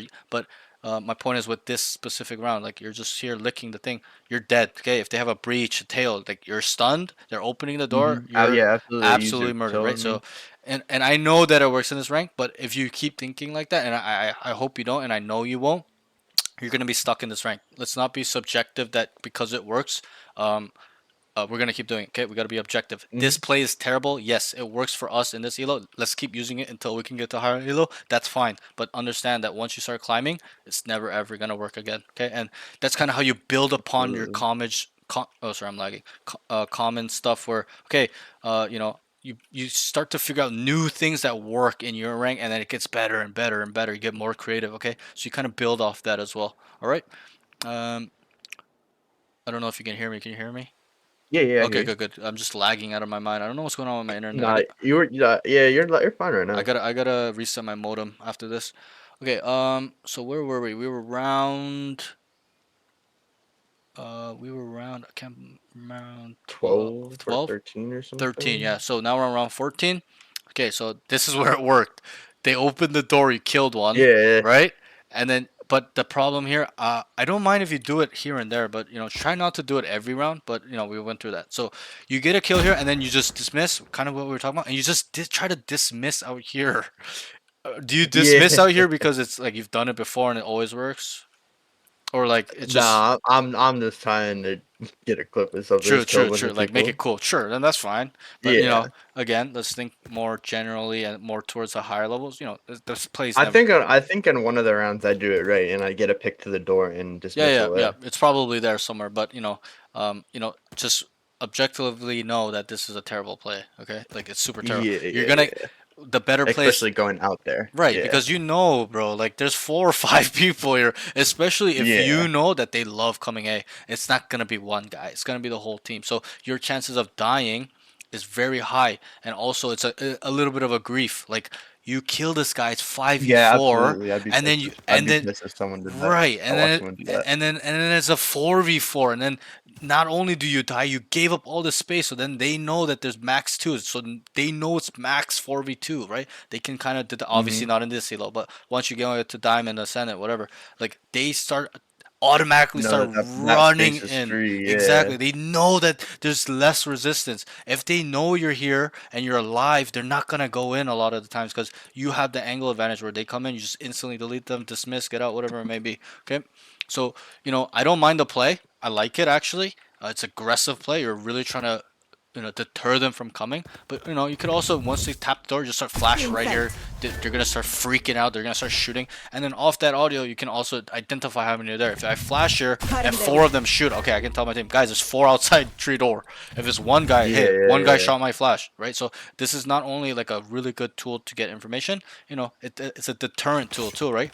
Let's say they open the door and they're inside, you can just flash, right? You don't want, they're about to run out, you hear them, you just boom, they're gonna have to shoot and kind of slow down because they understand you're there and they don't know where you are. So they need, obviously, you could be here or over here or like, maybe even Mhm. here, but they have to kind of I deduct don't that know. by themselves. But it's a threat, right? Like when there's a threat in a real-time scenario, like a SWAT team or something, they don't just start running at him, running, cutting him, behind the couch. They're gonna kind of tactically get there. Maybe not a couch is a bad example, but like a pillar, or like they're Mhm. gonna tactically get there. They're not gonna just AFK start brain dead running down 5 people and shooting the terrain and shit. They're gonna try to deduct how to get there and where, like be very critical and stuff. Okay.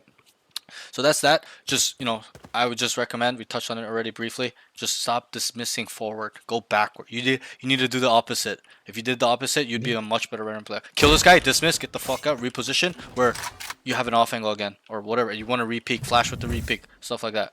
Okay. Uh, so we're almost done. Starts. So round 15 starts A. Enemy start. Oh wait. Starts A. Enemy starts C. Oh, so you're on A. Sorry. So you start A, enemy starts C. This is the first time he used comms to feed information.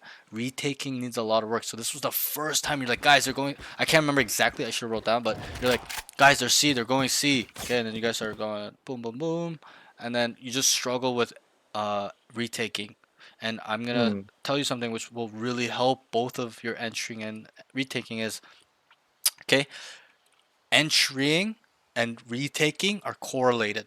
They're together. And I'm gonna ask you a question, and it's okay to get wrong. I'm not trying to see if you're dumb or something. You're not. I'm just trying to see if you can understand what I'm saying. Is why do you think they correlate? Why are they the same thing in a way?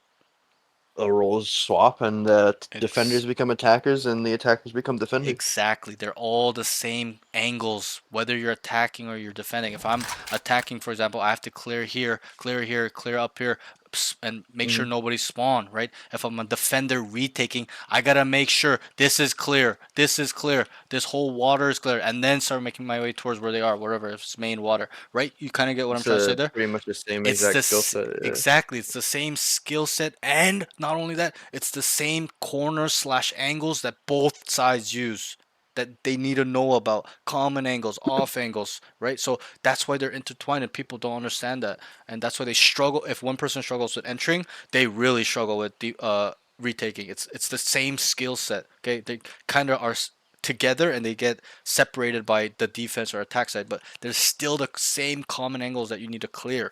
Okay, and that's kind of what it is. So with that, even if you focus on only retaking, let's say one guy is just weird, he's like, yo, I don't want to learn entering, and I only get really, really good at retaking, he will naturally become good at entering because he understands these common angles I need to clear. So that's why they're so Mm-hmm. intertwined, okay? It needs work, okay? Obviously, it's tough, so we need to kind of work on our entering abilities. This site is a little bit different from spawn.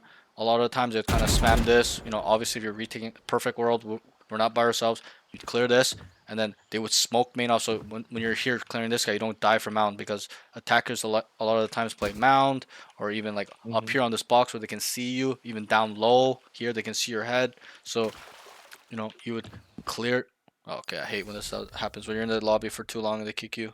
I'll just reconnect real quick, but Oh, really? yeah. So it's just it's the same skill and just I'll show you when we get back in. It's gonna take 1 minute, but it's the most dumbest function they added in Valorant. If you're in a custom game for too long, they just kick you, which is like it makes no sense. But Hasn't even been that long though. It's only been like it's been 45 minutes. yeah, it's been about 41 minutes, Oh, but it's just yeah, right? hmm, Just does a very bad job with their game. But yeah, just give me 1 second. that's weird. I feel like a custom game could last longer than that if you like messing around with your friends. Exactly, but they don't really care. I think it's something to do with their servers. What the hell's going on with me? I'm sure, yeah. Like they It's probably to don't lessen have the enough. load. Yeah, like they don't want people AFK in the servers. Maybe that's why. But Yeah, but 40 minutes is like yeah, short. it's Short. nothing. I know, I know. I always have this problem. They have no Yeah, just lock in an idea agent. how Any hard agent's fine. they are. We're almost done. We're on 15, and we only need to get to 20. But I will say though, these rounds are the most specific. Like I could get detailed because there's things going on. The rounds kind of take longer. You guys are starting to lose, right? The rounds were Yeah, I think the closer. the enemy team started to Kind of do coming back a something little bit, right? They're fighting back a a little little bit. bit. Yeah, Right, yeah, yeah. right. Should But have on done the attack, like device I barrier. couldn't be as detailed as I Nothing could, people which I can't wish I could, predict. but it's just nothing going on. You guys got free side. You guys are steamrolling them, getting like it's a little bit difficult for me to be like, oh, yo, like he should go here, identify a rotation or run a rehit, knowing there's 2B where this guy is, blah blah blah. I couldn't really do that with your game because there was not much of that. You guys was just running it down and destroying them. But anyway, so here you would always clear this corner as a defending retaker. You come here, that smoke, you'd clear here because not only does this help this guy, it helps you as well. So, a lot of times the low level guys will just come out like this, and this guy's ready here, killing 2 people, boom, boom, boom. So, you clear that. Let me just pause this timer real quick. You clear this, calm, this is smoke, and then we start holding this, like, crouch peeking this off angle because a lot of the people, even me, I hold this angle where I know they're running out spawn. I can just hold a tight angle, just headshot them. So, you always clear this, and then you always clear this hard corner, and then you'd make your way towards. Obviously your team is following you as well. They come through water or whatever. Excuse me. This is smoke. You'd clear this, right, and then their spawn. We can kind of deduct where they are because they're not going to be in our spawn, right? Especially if we came through our spawn, right? So, and something I tell my students is retaking is more of a deduction slash math problem. You need to solve it. You need to know where they are immediately. You need to go find it, even if they're not there. Clear the common angle. Okay, he's not here. Is he on this common angle? Is he on this common? You gotta immediately deduct this fast, right? And I'm gonna tell you why. Is because the bomb is ticking. There's only 5 seconds, 45 seconds for it to defuse. So the longer you take to retake as a team, the worse it is because then it's less likely you can have enough time, right? If it's those close ass rounds, stuff like that, right? So it Mm-hmm. kind of makes sense. So you need to really make sure it's efficient, clean, and doing it fast. It's not like 30 I'm like seconds left. and like this. Like there are situations where you can, where the bomb just got planted, but in situations where it's been planted for 20, 30 seconds, there's not time. You guys gotta go. You guys gotta go. Smoke this, guys. Start clearing everything, and then get on the bomb, whatever it may be. But that's that. Okay. Um, Mhm. Retaking is 10 seconds left. it's the I don't same. think the timer's paused. Oh, sorry. It's the same as entering. It's something you really need to experience over playing. Okay, Mm-hmm. and along the way, people will teach you as well. Like in your games, they'll be like, "Hey, you should have went here. Why didn't you come from here?" So like you will kind of pick up on your mistakes when the better players understand what you did wrong. So you always listen. I'm not saying they're always right, but kind of try to see what went wrong in your rounds. Okay, and Mhm. it'll improve a lot. Okay, obviously this map is a little bit of more of a fucked up map to retake from because every corner that the attacker is set up on is usually a hard angle where it's pretty hard. Even for the pro games I watched on this map, it's really difficult retake, and that's why taking space as an entry on this map is super important. Where we can lock the fucking map down, lock the site down, where it's hard for them to come through. Other maps are different. It's all maps situational, but okay, that's that.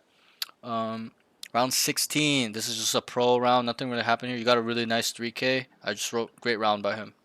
Um, there wasn't really much, so he just got really three nice kills. Round 17, he starts A, rotates B, kills Gecko, and dismisses into the enemy team. So it's kind of the same thing. We won't go too deep into it. You went A. I remember you went up to heaven, and then you killed this guy here, right? Somewhere Mhm. here, and then you just dismissed into him, and they killed you. I'm pretty sure. I Yeah. could be wrong. You can go back to the VOD and see. No, I remember I dismissed. I think I dismissed to the left there.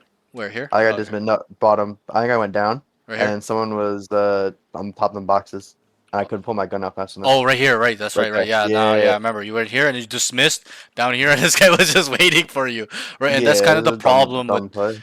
I mean, it's not So that bad if like your team is out because he's not gonna just look at you. Like he's gonna have to fight the other guys.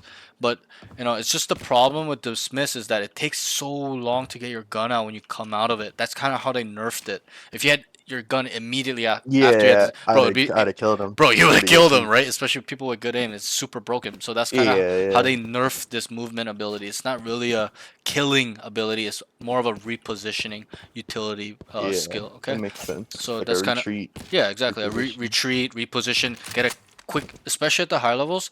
You're not gonna fight one person when they're running down. There's gonna be 2 to 3 people looking at you, and once you get better aim and stuff like that, you're just gonna instantly kill one, dismiss, and get out. Or there's a smoke here. They're coming out. You just come out the smoke, kill one, instantly dismiss, and go back, right? Because then you're safe. You can't die. They'll obviously Mhm. chase you, but obviously you do that with teammates and stuff like that. So yeah, so I don't get this first kill, and it's kind of identifying the situation. Kill this guy, we're man up. Okay, just chill. Just be patient. Relax. Take it easy. You don't need to get ego hungry. Like, I'm not saying you have an ego, but don't ego swing people. Don't try to just get your kills up just because you can or you believe your aim is good. Mhm. Just play for the win. I tell all my students, you must play for the win.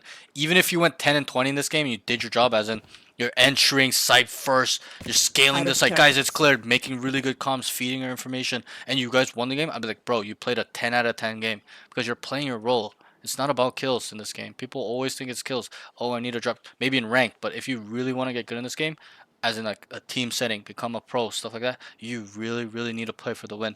And even pros don't do it well. You see some pros that ego swing and they'll lose the round for the team, and it adds up. Those small micro rounds add up to the macro, right?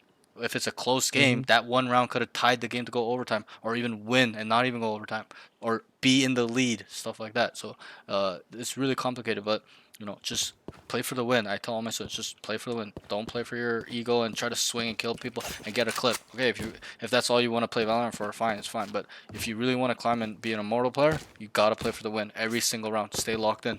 Okay. Next thing is, um, so we're on round.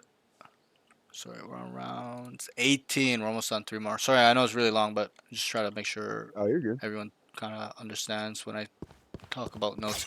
So starts A, finally tells his team there's some A, gets ISO ulted. There's not much here. I just like that there's an improvement in the game where you're telling them, guys, they're A. You said it sometimes, but I think it was a little bit more specific here, okay? And you get ISO ulted and die. Yeah, Like, there's I not think much in that round. they started getting a couple of rounds, and I like Right, right, instinctively started right. talking more. Because you know that you need to, or you guys could have lost the game, right? It can Mhm. snowball around. So there's a little bit of that. Okay, round 19 starts off round just requesting why. So this is just more of a game sense slash understanding basic fundamentals of the game. Okay, when we request, and I tell all my students, okay, let me go in the. Oh yeah, that was a hell of a gamble, you know. In these low ranks like this, most people like tell you to fuck off when you ask for Sure, to buy. but if you watch actually a lot of my other VODs with lower level players, there's Mhm. so many times where, let's say for example, his whole team has a buyout, load up, full buy, like all the utility, all their shields, all their guns, rifles, and then he will he won't ask. He's so shy or whatever it may be. Like he doesn't understand economy. He'll go light shield and a sheriff. And let's say he even has the money to buy a rifle. Or okay, most of the time he doesn't, but his team does. His team has like 5-6K credits. Yeah. He'll just look at the buy menu and go like this. Like not even that. They'll just buy light armor and sheriff and start running through around. And I'll be like, bro, just ask for a gun. Like just use your voice, right? Or even Need a request. drop. And then I'll tell them, yo, just request a gun. They'll request a gun, Need a drop. and they'll just look at it like this. I'm like, bro, tell him to buy it to you. He'll buy it. And then they immediately say, hey, can you buy it to me? And they'll immediately buy it, right? Because people aren't looking at this all the time. They're going to go set That's up the true. site, stuff like that. So this runs more of a game sense slash understanding fundamentals of economy. When you want a gun, don't just request. Need a drop. Okay, ask for it. Just be like, and obviously, there are exceptions to the rule, or people are just really mean, or they don't want to buy you, or you're arguing with a guy, so he's being petty, doesn't want to buy you. That happens all the time with me too at the higher levels. Yeah, yeah. Right? Yeah. You've probably Even in higher experienced. levels, people like that. Oh yeah, yeah. Yeah. You would be surprised, buddy. It's crazy up there, but like so just ask. Need a drop. Don't be like, yo, buy me, you bitch, but be like, hey, can you buy me, bro? And Need a then drop. they'll say, yeah, I got you, bro. And then they'll buy you, and then you just say, thanks, man, and that's it, right? But you didn't say anything. It kind of ties with your comps. You're just waiting. You're like looking. In my head, like obviously, I wanted to tell you, but It was a gamble. It was 100% a gamble. sure, in your I mind, was, right? I was, Right. Yeah, in But my mind, yeah. I I was surprised when I got it. right, and but if you just nice about it and just you've been cool the whole game, I'm telling you right now, like 95%, maybe 90% of the time, 80 to 90, probably closer to 90, they're gonna buy it for you. There's no reason to, because you're on the same team. He wants you to have a gun, especially at the higher levels. Why would he want you to have a sheriff when the enemy has guns and your whole team has Yeah, guns? exactly. It Yeah. puts you at a disadvantage, right? It's all about making sure your team has an edge. So, that's why a lot of the good players, including me, if I'm not a role that's required to kill, like a smokes or whatever, we're attacking, I'm a sentinel, I'm playing sage, I will a lot of the time sacrifice my own economy for the duelist. So, for example, if the duelist couldn't buy a gun and he gets a sheriff and light armor and we all have a loadout, I'll be like, yo, request a gun. I'll buy him the gun. I do not care if I do not have the gun because I understand his role. I play duelist too. He's required to kill people, so I need to give him the better gun. He's gonna get a kill. I'm gonna go pick up that guy's gun. Right? I got his back. He's got my back. It's kind of that way of thinking. And a lot of times we win rounds like that. So, I will, because I understand economy. So I'm like, okay, you know what? Take this gun. Even though I would like to have a rifle too, I'm like, you know what? Take it, bro. Because I'm better with other guns than most people. Some people are only good with rifles. I can use a Stinger. I can use a Spectre. I can use a Bulldog. I can use a Guardian. I can use a Marshall. I can use every gun. So it doesn't matter what gun I have. As long as I have good positioning, I know I can get kills too. So it's a little bit of that, right? That's just me though. I'm a little bit more of a selfless type of player when it comes to those type of things. I don't want to just beg for a gun because I want it. It's like fuck that. I want to put my team in a position where they have a higher chance to win. That's the type of player I am. Okay. So just again with this point, just tell them, okay guys, buy me. That's it. Simple. Also I wrote needs to ask his team. Oh wait, starts A. Tells team some A, just staring at wall, needs to be proactive. Sees 3 A main, needs to tell his team. So again, it's kind of commenting, you're just sitting in tree, AFK. Then on the minimap, I saw like a couple of your teammates die. It was like a 3v5 or something. And then you saw 3 red question marks here. You just immediately need to feed the information. This ties with comms. Guys, 3 A main. So then they can play accordingly. They're not going to be on C AFK. He might take the space and come behind them or through, hold down B just in case of a lurk, stuff like that. Okay? So every piece of information, especially in terms of enemy positioning, is the most crucial thing. Okay. So last one, yay! Round 20 starts A main, still doing same thing, licking walls, just AFK in tree. So at this point, I just wrote it like that because that's literally what you did every single I round, mean, yeah. right? Yeah, I definitely spent a lot of time here in tree. And you'll see it in the VOD, and it's okay. But we just have to understand where it's going wrong here, and understanding that being here every time is terrible.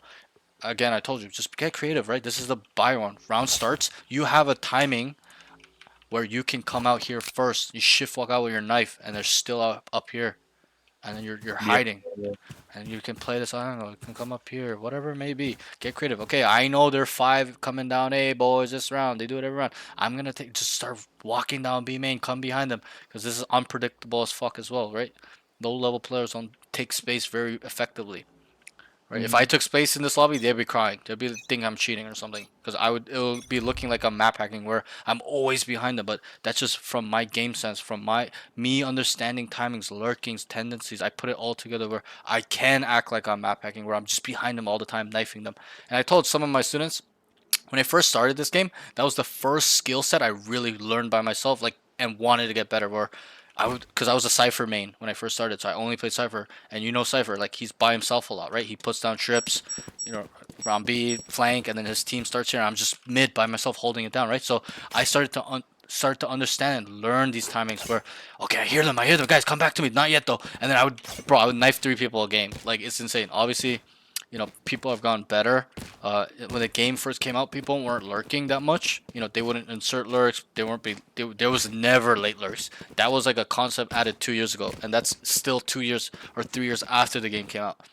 And now that's such a common thing where, guys, what, go mid late lurks, stuff like that, right? People have advanced their brains, but when the game first came out, nobody lurks. So, but anyways, that's besides the point. So that's that. So just do something else, get creative, right? Just use your brain a little bit. And you're a smart kid. You're a high level player in other games, right? I'm sure in Rainbow Six Siege it's the same thing. Like, you're not just gonna just show them the same thing every time. You're gonna switch it up. You're gonna be unpredictable, right? So we gotta add that aspect concept into your Valorant game, not just your Rainbow Six Siege game. Okay, so that's that for all your notes. I know it was kind of a shitty game for you. I wish it was a little bit of a better game where I can really dissect more and more. But overall, I kind of saw, the common mistakes in general, macro sense of how you play, which is it's good for you to hear, right? It's not for me, it's for you. You really need to hear this stuff so you understand how to get better, what you're doing wrong. Yeah, Okay, what do you definitely. do for your aim training / warm up, or like a maintenance Uh, routine? I don't really aim My train ultimate's ready. or nothing Okay, like that. no problem. So, you know, you don't have to do this every day, but if you really want a mortal level aim, you must do this. Okay, I tell all my. I agree. I, yep. Go ahead. I've had much better aim than I have now when Sure. I played a lot. Sure. But yeah, so Yeah, definitely keeping up on your skill set, like you're yeah, saying. yeah, and I'm sure that's like that in Rainbow Six Siege. A guy that's not practicing is not gonna be a pro for long. Okay, even if he's a pro, he's gonna fall off super hard because every other 99% of pros, and I explain this to all my students. You can watch any VODs. We get to this point, give the same example. Okay, traditional sports, like, you think Cristiano Ronaldo is just taking it easy? Maybe these days, but early on, you think he was taking it Yeah, easy? maybe these days, maybe, These but yeah, these no, these early days. he was on the grind 24/7. Exactly. This guy was probably visualizing himself, like laying in bed while he's, about to sleep, and just thinking what he could do, what he did wrong in a game, like in bed, just thinking about these scenarios, right? And actually working on his game. Probably was on the pitch, like off, not on like a pro match, but like in the field with whoever, his friends, All the time. Yeah, it goes to any sport, football player, basketball player, NFL. You think these guys are just chilling, laying back? Obviously, Tom Brady will be chilling nowadays, but that guy was probably in the books, understanding concepts, trying to read defenses, stuff like that. I'm a football player too myself, in Canada, but not in America. But so. He's, the running backs are actively training, making sure they're, running, their speed's up to date, getting faster, maintaining their speed because it falls off, right? It's a physical thing. And yeah. I You explained to don't my, use it. I You lose explained it. to my students as well as aim is a physical. It's not a mental thing. It's a physical thing as well because you're using your arm, you're using your wrist. How many muscles are involved with aiming, being precise, right? So we need to maintain these things. And do you work out at all? Go to the gym? Nah, or I have? don't work out. I go to the gym. Okay. No, not really. Okay. Do you play sports? No, Okay, not no now. problem. I'm just asking. No, you get no. I commercial fish. Okay. So I get all my exercise from that. Like, Nice. commercial Okay. fishing, Okay. crabbing. Okay. So I don't know if you've heard this term or not.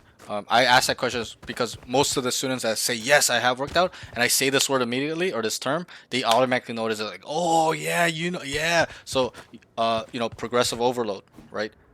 It's the main mechanical fundamental of growing your muscle or being a bodybuilder or trying to get stronger or whatever it may be, right?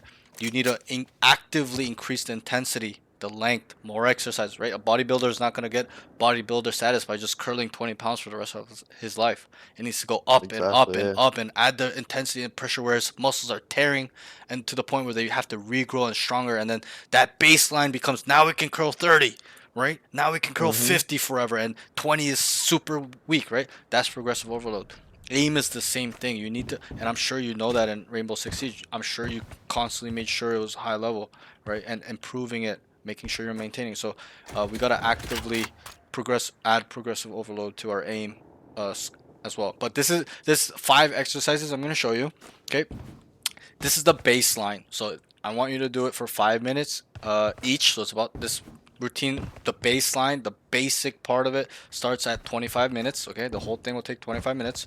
But if you really, really want to improve, you need to do this at least 5 minutes a day. Okay, for the first Yeah, 1 month to whatever, how long. But it needs to go up as well once you start improving. You can't just be like, yeah, I've been doing this for 5 minutes a day for a week. Now it's super good. I'm not gonna do it anymore. It needs to stay at that level or harder or longer. Okay, or add more exercise by yourself, whatever it may be.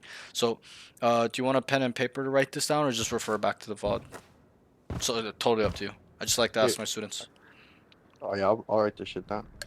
All right, cool. And just Yeah. let me know when you're ready. Yeah, I'm ready. All right, cool. All right, so this first exercise, okay? You're gonna come up here, make sure your bot armor is on. So they have headshot armor, and infinite ammo's on, obviously. You press practice, turn the bots on. You come on this ledge, right in the middle. I learned this from Immortal, okay? So this exercise is called left to right headshot. Okay, so this is a precision-based exercise. The goal is not to miss. Obviously, you're gonna miss. Obviously, in the beginning, it's super, super difficult. You're gonna have to not do it fast, okay? But the point is to be as precise as you can and do it slowly in the beginning. Don't just start rushing to gain speed. Okay, you need this works on precision. So left to right, we're going from head to head, point A to point B. Okay, we're working on our smoothness, as in we're making sure it's a straight line. That's a little bit like that.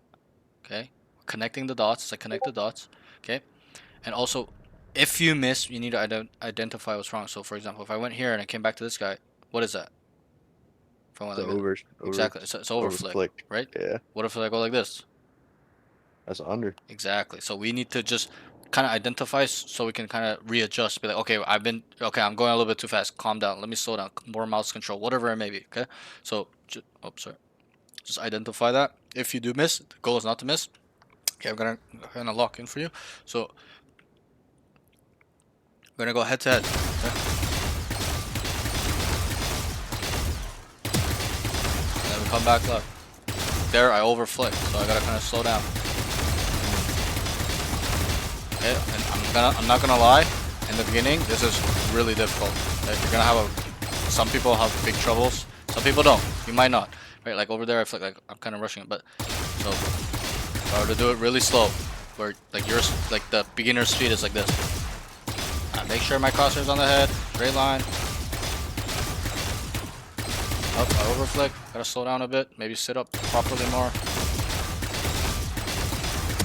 Oh, I missed him. Okay, but the whole goal is not to miss. Just try to be okay. So that's first exercise. 5 minutes minimum. Obviously, you can do as long as you want. You know, my peak 2 years ago, I would do this for 40 minutes. I'd come in here, blast my music after a really bad day of gaming, and just do that for like 40 minutes. Okay. Second exercise. We're gonna come here. Come to the range, put it at 10 meters. There's 9 columns. 1, 2, 3, 4, 5, 6, 7, 8, 9. Okay, and this is a 5-shot burst control.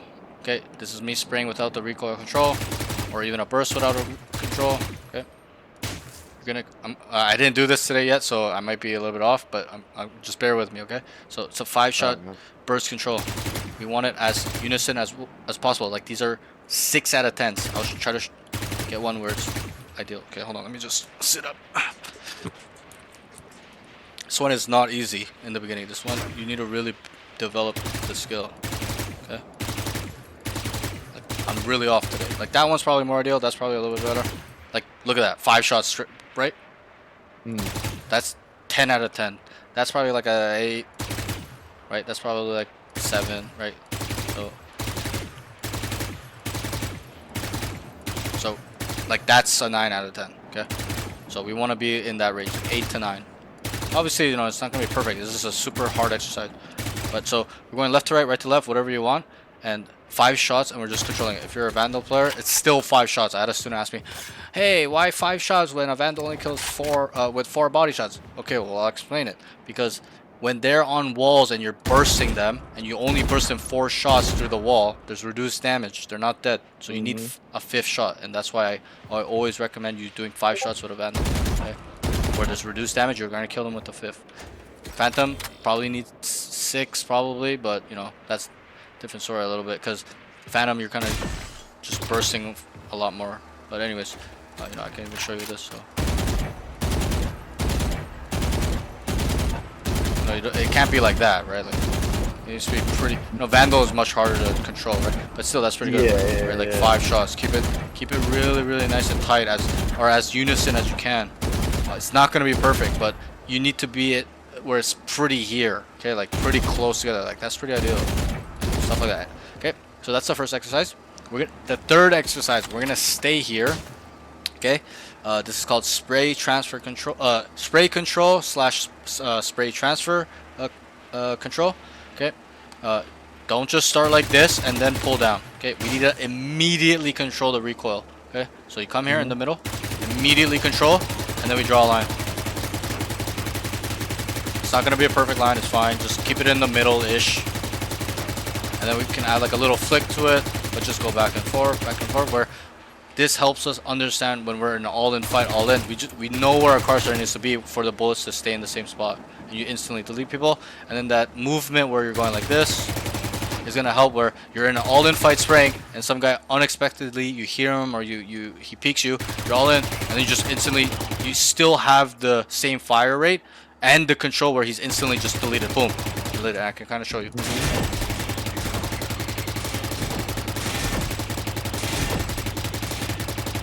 I'm whiffing a little bit, but alright. Look how far it is, and I'm killing it with my recoil control.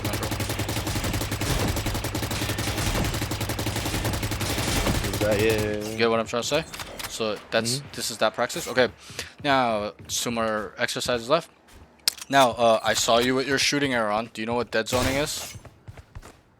Yeah. You stop when you're, or you shoot when you're like good. still. Right. Do you know what the colors represent? Blue and the yellow. Yeah. The yellow is like accurate, and blue is inaccuracy based on movement. A little bit. Okay, you almost got it right. So, yellow is your shooting inaccuracies. Okay, look at my. This is me spraying, not controlling. 0.9. 0.9 means you're pretty much not accurate at all. Obviously. You can get Yeah. As you shoot longer, yeah, the inaccuracy from having a longer. It's just burst is any the yellow. shooting area, like you know, if I'm whatever bursting one time, whatever burst, like it's just a shooting area. It means I'm not accurate. Okay, the blue represents, you got the blue one wrong. The blue represents movement error. So if I'm moving and shooting, okay, it's gonna come up blue. Okay, it only comes up blue when you're moved. It means you've moved during the shot, whether it's a small move or a big move or a running and gun. Okay, whatever it may be, it's just movement. So this exercise is a movement exercise. Okay, it's super difficult in the beginning. I struggled with this too. It's like rubbing your tummy and tapping your head at the same time. You gotta stop, press D, right? And I'll kind of demonstrate it. So we come to this billboard. Okay, this left one. We're gonna stop here, shoot. Okay, come to the other billboard. Come to the other. We're gonna do this 5 times. So you see my shooting area. You see how it says 0.2 and there's no blue? That means I'm 100% accurate where I'm shooting. If my crosshair's up here and doing it, okay, it's the same thing. Wherever my crosshair is, it means it's 100% gonna go there. And I tell my students, you don't want to be above 0.3. 0.9 means you're super inaccurate. Like you're probably not gonna hit any shots on him. Okay, on where your crosshair is. Obviously, bullets flying, you get lucky, but that's not the point. It's where your crosshair is. So we come here and do 5. Okay, we stop, shoot. Stop, shoot. Okay, 5 each side. Like right there's 0.3. That's the max. Okay, and there was a little bit of blue. That means that I shot too quickly. I need to wait until I stop. That's what I'm seeing from that graph. Okay, so I gotta make sure it's 0.2, 0.25, 0.28, 0.27, 0.3 maximum. Okay, nothing above that because that means you're not gonna be accurate in gunfights. So 5 each side, and then we cut it in half. So there was already inaccurate. Like I don't even need to look at the graph. I just know. Cut it in half, 5 each side, stop. This one's much difficult because it's a smaller space of stopping, letting go, doing it again. There is inaccurate. I was there. It's blue. I can see 3.2. So it means I'm moving. I'm not waiting until I stop. Alright, so that's how we use our shooting arc. And then we cut it in half again. It's a smaller distance.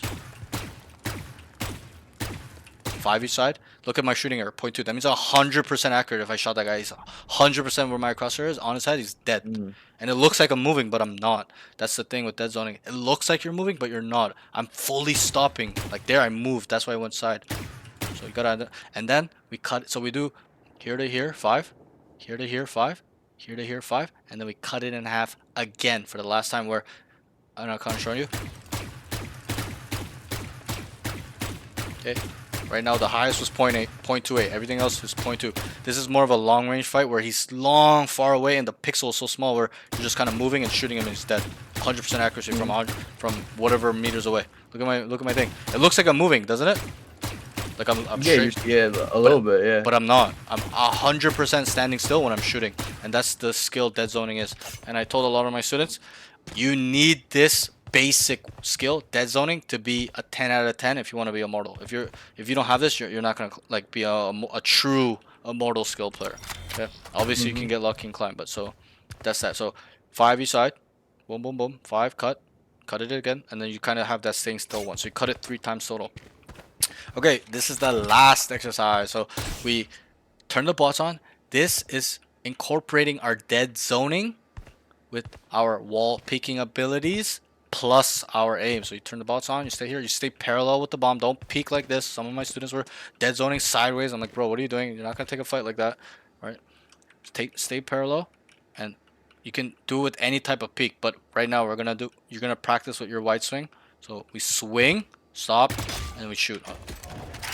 Swing, okay, and we look at our shooting error. It's 0.25. It's fine. For this one, it's fine. We're in real time swinging. There, I'm whiffing, so identify what you're doing wrong. And you can add like a little. And this practice is a real time scenario where you're behind a wall, you hear or see the guy, not these bots. You see this guy coming down where my crosshair is, and you just instantly boom, he's dead, and you come back to cover. And then you can add like a jiggle.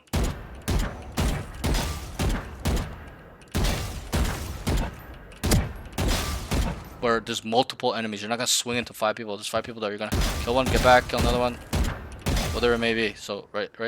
But right now, practice your wide swing first. So you swing, stop, shoot. Do it slowly in the beginning. Obviously, later on you can get faster like this, stuff like that. And it looks like I'm moving, but I'm not. So this is the key to dead zone, stuff like that. Okay. So 20 each side. So you're gonna come here and do that. Swing, stop, shoot, come back, and always come back. Don't just stay there and take time. Because you need to practice a real-time scenario where you swing him, instantly deletion, and you come back to cover. Delete. I'm kind of whiffing. Boom. I killed him and I'm back. Well, okay, I'm kind of whiffing, but anyways, you get the point. And then 20 on this side, 20 on this side. Obviously, we got to practice our other side too, because it's, it's a little bit of a brain thing. Sorry, I'm whiffing right now. You're good. Swing, shoot, and make sure we look at our shooting error, 0.25. We're good. That means I'm on pretty fucking accurate.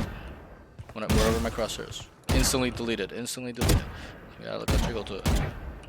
I can't really do this one today. I'm not doing it. But yeah, you get this one's much harder to do, obviously. But you need to know the basic wide swing with that thing. But yeah, so those are the 5 exercises. Minimum 5 minutes. Over time, increase it. The time you do them, stuff like that. Add more exercises. And yeah, that's it for today, bro. That's the session.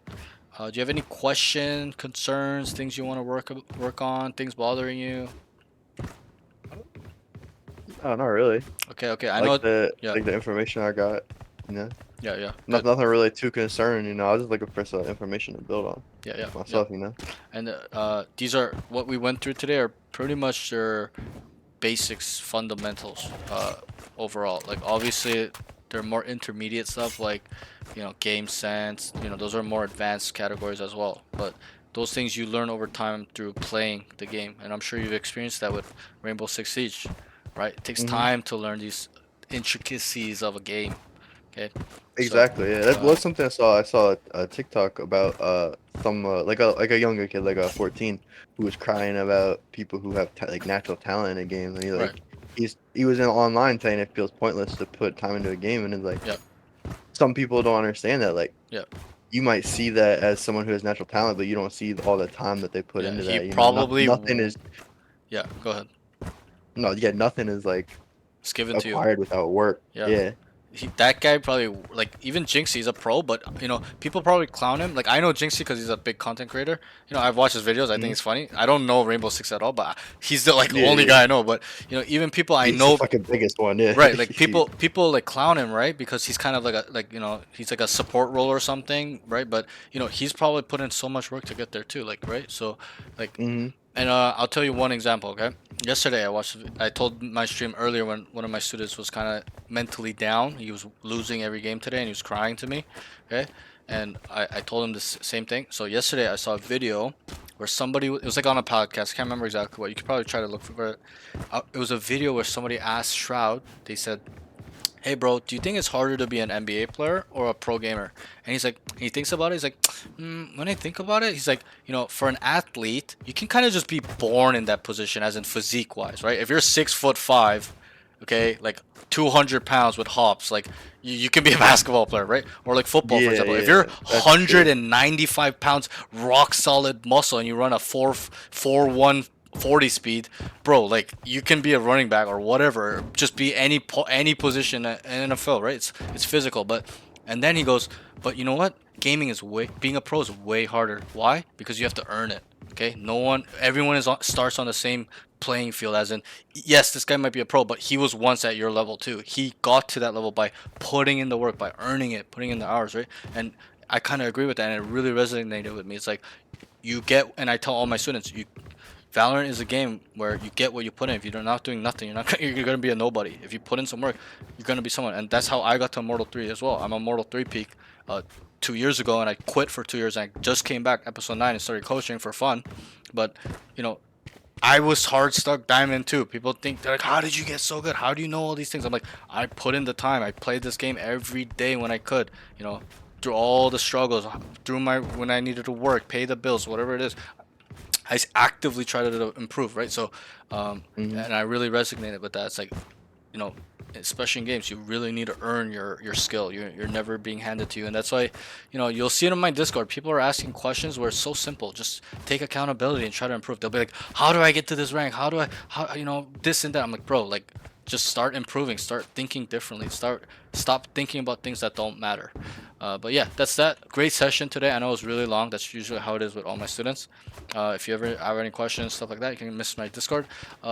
Did you want to work long term with me or no? Like consistently? I'm just curious. Maybe. Yeah. So you know. Like so Valorant is like not my biggest priority For in sure, life. I You know what I 100% mean? know. Yeah, I know, I know. Like I probably never make it to Immortal and everything like No, that. I But never think like that.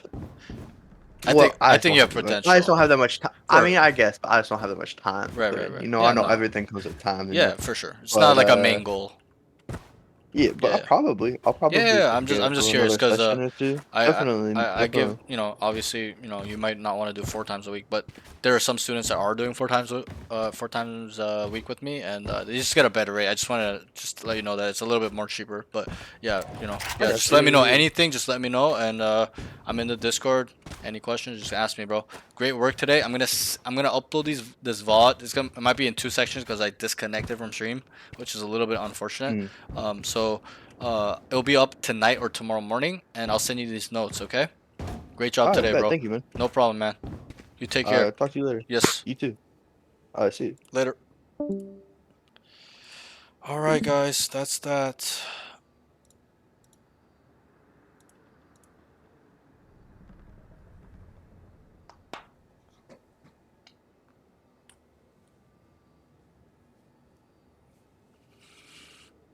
Bro. Okay, yeah, that's the session. Are people still watching it? I've got your video on YouTube today. Wanted to read any comments, and where was none. You're doing so good at coaching. I've learned so much. Thank you so much, Sir Clear Elite. Appreciate it, man. I don't think my mods are in here. I can't ban these guys yet. Yeah, but thanks for tuning in. I know you probably tuned in near the end, but that's the last session for today. I think stream will be ending. I might stream me playing later. Um, you know, give me a follow, join the Discord. We have a Discord. There's 200 plus people in here. I post the VODs in here every single time there's a session. So this session I just did, I'm going to post it. This is where you can see all the VODs. all the videos that I posted since I started this, January 25. Okay, so you can get free content here. There's also students chat, stuff like that, general chat where people love sports talk clips. Yep, no problem, man. Give me a follow if you want. You know, even in my Discord, not everyone's from NA. A lot of people are from EU, APAC, so you'll find a lot of friends here, stuff like that. You know, we all talk shit and stuff. But okay, Steer Clear, thanks for tuning in. I know you tuned in near the end, but I think stream is going to end. Let me just see how many people are in here real quick. We have Okay, four. Steer Any Clear, thanks for questions, guys, before I go? There's 4 people in here. This is the time. You know, I'll answer any questions. I'll turn some music on. Before I go, I'll give it like 10 minutes. The Shoppers Beauty Plus My phone event is will have back to with okay, more than yeah, ever before. I went Discover online more today. ways to earn more points. Plus, shop more beauty brands. The Shoppers Beauty Plus event. More points, Any questions? more brands, Nothing? more beauty. On 4 now people in until here, February nothing? 21st.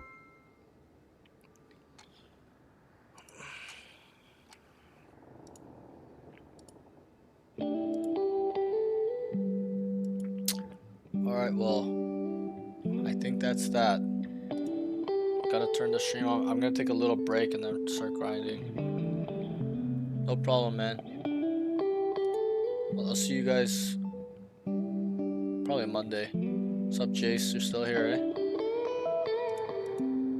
But yeah, I'm probably just gonna chill out for a little bit. Maybe get a bite, and then we can, yeah, play some TDM or something. But alright, guys. I'm gonna end the stream. I'm exhausted. Too much yapping from me. I'll see you in Discord.